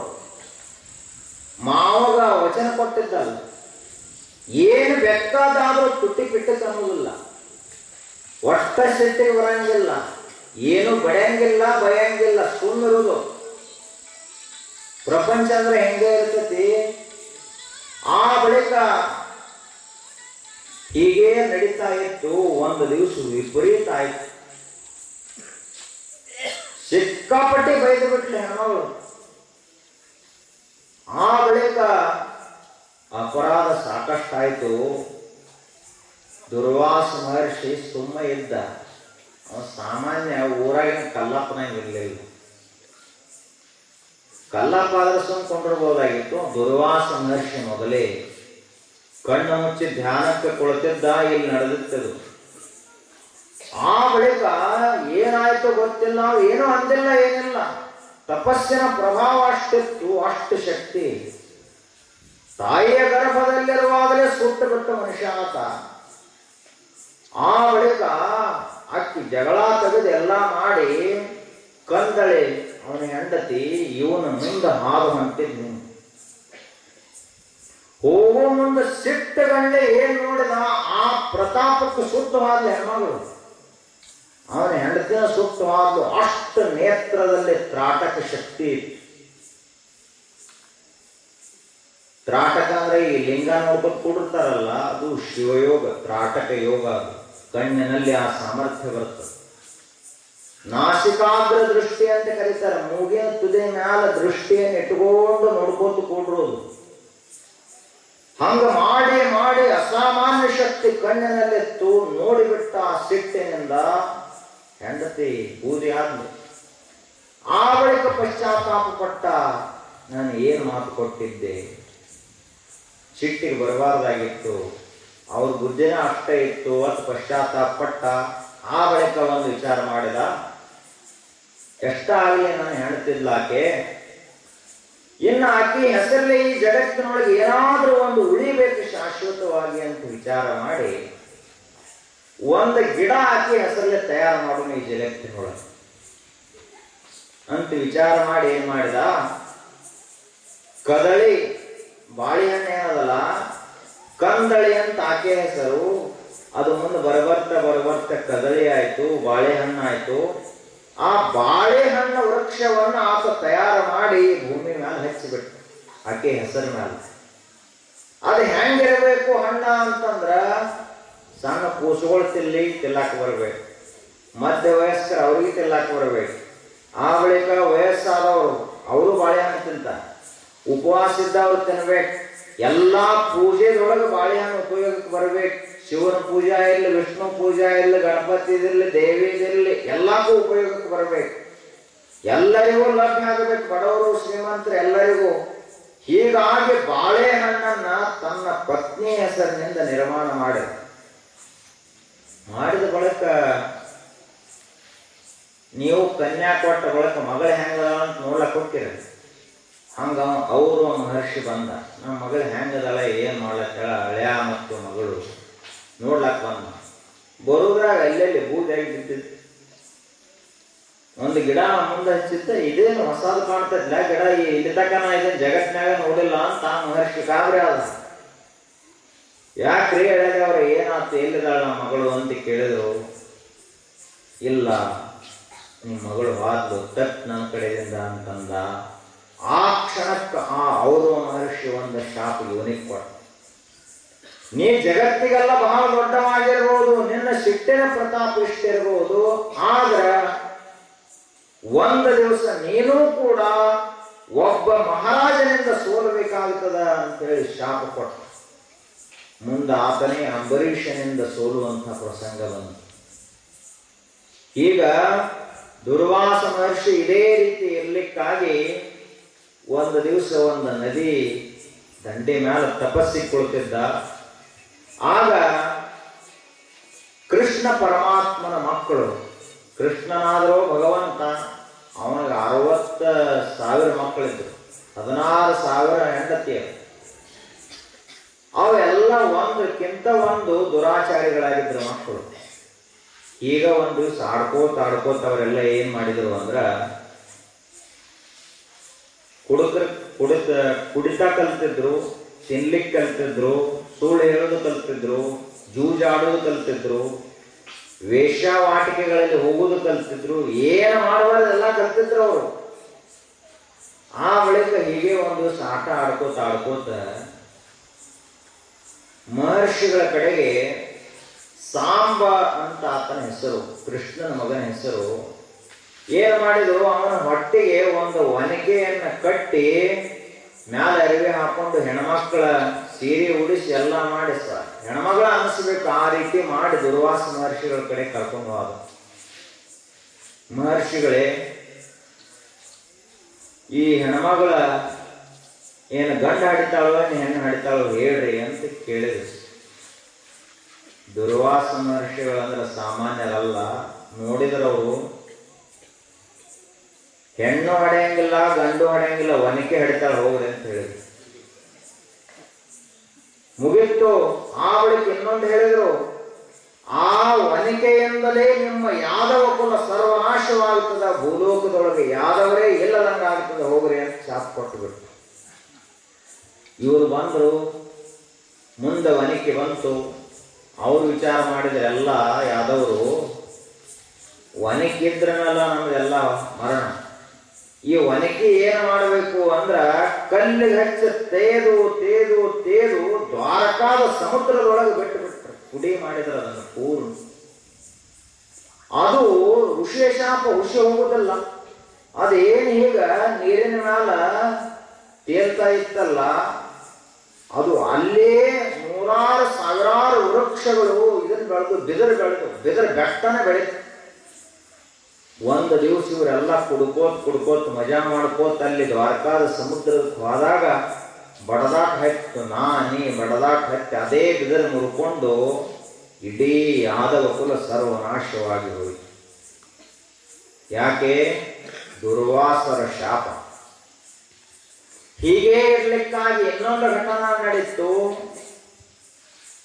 ಅದು ತ್ರೇತಾಯುಗ. ಶ್ರೀರಾಮಚಂದ್ರನ ಕಾಲ ಮುಗಿಯೋದು ಬಂದಿತ್ತು. ದೇವರ ಅವತಾರ ಮಾಡಿದ್ರು ಬಹಳ ದಿವಸ ಇರ್ಲಾಕ್ ಬರೋದಿಲ್ಲ, ಜಗತ್ತಿನೊಳಗೆ ಹೋಗ್ಬೇಕಾಗ್ತದೆ. ಅದರಂತೆ ಆತ ಈ ಧರ್ಮ ಕಾರ್ಯದಲ್ಲಿ ಮುಳುಗಿರುವಾಗ ಒಳ್ಳೆ ವೈಕುಂಠಕ್ಕೆ ಹೋಗೋದು ಮಾಡ್ಕೋತ ಅವನಿಗೆ. ಆಗ ಅವನ ಎತ್ತರ ಮಾಡಬೇಕು ಅಂತ ಯಮಧರ್ಮ ಒಬ್ಬ ಸತ್ಪುರುಷನ ಸಾಧುವಿನ ವೇಷ ಧರಿಸಿ ರಾಮನ ಕಡೆಗೆ ಮಾತಾಡ್ಲಿಕ್ಕೆ ಬಂದ. ಅರಮನೆ ಒಳಗ ಬಂದಾಗ ಇಲ್ಲಿ ಒಂದು ನಿಯಮ ಹಾಕಿದ ಆತ, ಕಾಲಪುರುಷ ಯಮಧರ್ಮ. ನಾನು ಮತ್ತು ನೀನಿಬ್ಬರು ಮಾತಾಡೋ ಮುಂದೆ ಇಲ್ಲಿ ಒಳಗೆ ಯಾರು ಬರುವುದಿಲ್ಲ, ನಾವು ಹೊರವಾಗಕ್ಕೆ ಎಲ್ಲರೂ ಬರುದು. ಆಯ್ತು, ಇದಕ್ಕೆ ಈ ಕೆಲಸಕ್ಕೆ ಯಾರನ್ನು ನೇಮಿಸಬೇಕು? ಅಣ್ಣನ ನೆರಳಾಗಿಯೇ ಬದುಕಿದಂತಹ ಲಕ್ಷ್ಮಣನನ್ನು ನೇಮಿಸಬೇಕು. ಆಯ್ತು, ಲಕ್ಷ್ಮಣನ ದ್ವಾರಪಾಲಕರನ್ನಾಗಿ ನೇಮಿಸಿ ಒಳಗೆ ಯಮಧರ್ಮ ಮತ್ತು ಶ್ರೀರಾಮಚಂದ್ರ, ನಿನ್ನ ಅವತಾರದ ಉದ್ದೇಶ ಮುಗಿದದ, ರಾವಣನ ವಧ ಆಯಿತು, ರಾಮರಾಜ್ಯ ಸ್ಥಾಪನ ಆಯಿತು, ಇನ್ನು ಹೋಗುದು ನಡಿ ಅಂತ ಆತ ಹೇಳ್ತಾ ಇದ್ದ. ಅಷ್ಟರೊಳಗನ ಯಾರು ಬಂದ್ರು ಬಿಡಬೇಡ ಅಂತ ರಾಮನ ಆಜ್ಞೆ ಇತ್ತು ಲಕ್ಷ್ಮಣನಿಗೆ. ಅಷ್ಟರೊಳಗಾಗಿ ದುರ್ವಾಸ ಮಹರ್ಷಿಯ ರಾಮನ ದರ್ಶನ ತಗೋಬೇಕು, ಮಾತಾಡಬೇಕು ಅಂತ ಬಂದ. ದ್ವಾರ ಬಾಗಿಲದಲ್ಲಿ ಬಂದು ನಿಂತರು. ನಿಂತಾಗ, ಇಲ್ಲ ನಾನು ಸದ್ಯ ಈಗಂದ್ರೆ ಈಗಲೇ, ಈಗಂದ್ರೆ ಇನ್ನೊಂದು ತಾಸು ಬಿಟ್ಟಲ್ಲ, ಇನ್ನೊಂದು ದಿವಸ ಬಿಟ್ಟಲ್ಲ, ಇನ್ನೊಂದು ತಿಂಗಳು ಬಿಟ್ಟಲ್ಲ, ಈಗ ಸದ್ಯ ನಾನು ರಾಮನ ಜೊತೆಗೆ ಮಾತಾಡಬೇಕು, ಭೇಟಿ ಆಗಬೇಕಂತ ಹೇಳಿದರು ದುರ್ವಾಸ ಮಹರ್ಷಿಗಳು. ಲಕ್ಷ್ಮಣ ಹೇಳಿದ, ಈಗ ಸದ್ಯ ಒಟ್ಟ ಬಿಡುವುದೇ ಇಲ್ಲ ಅಂತ ಅವ ಹೇಳಿದ.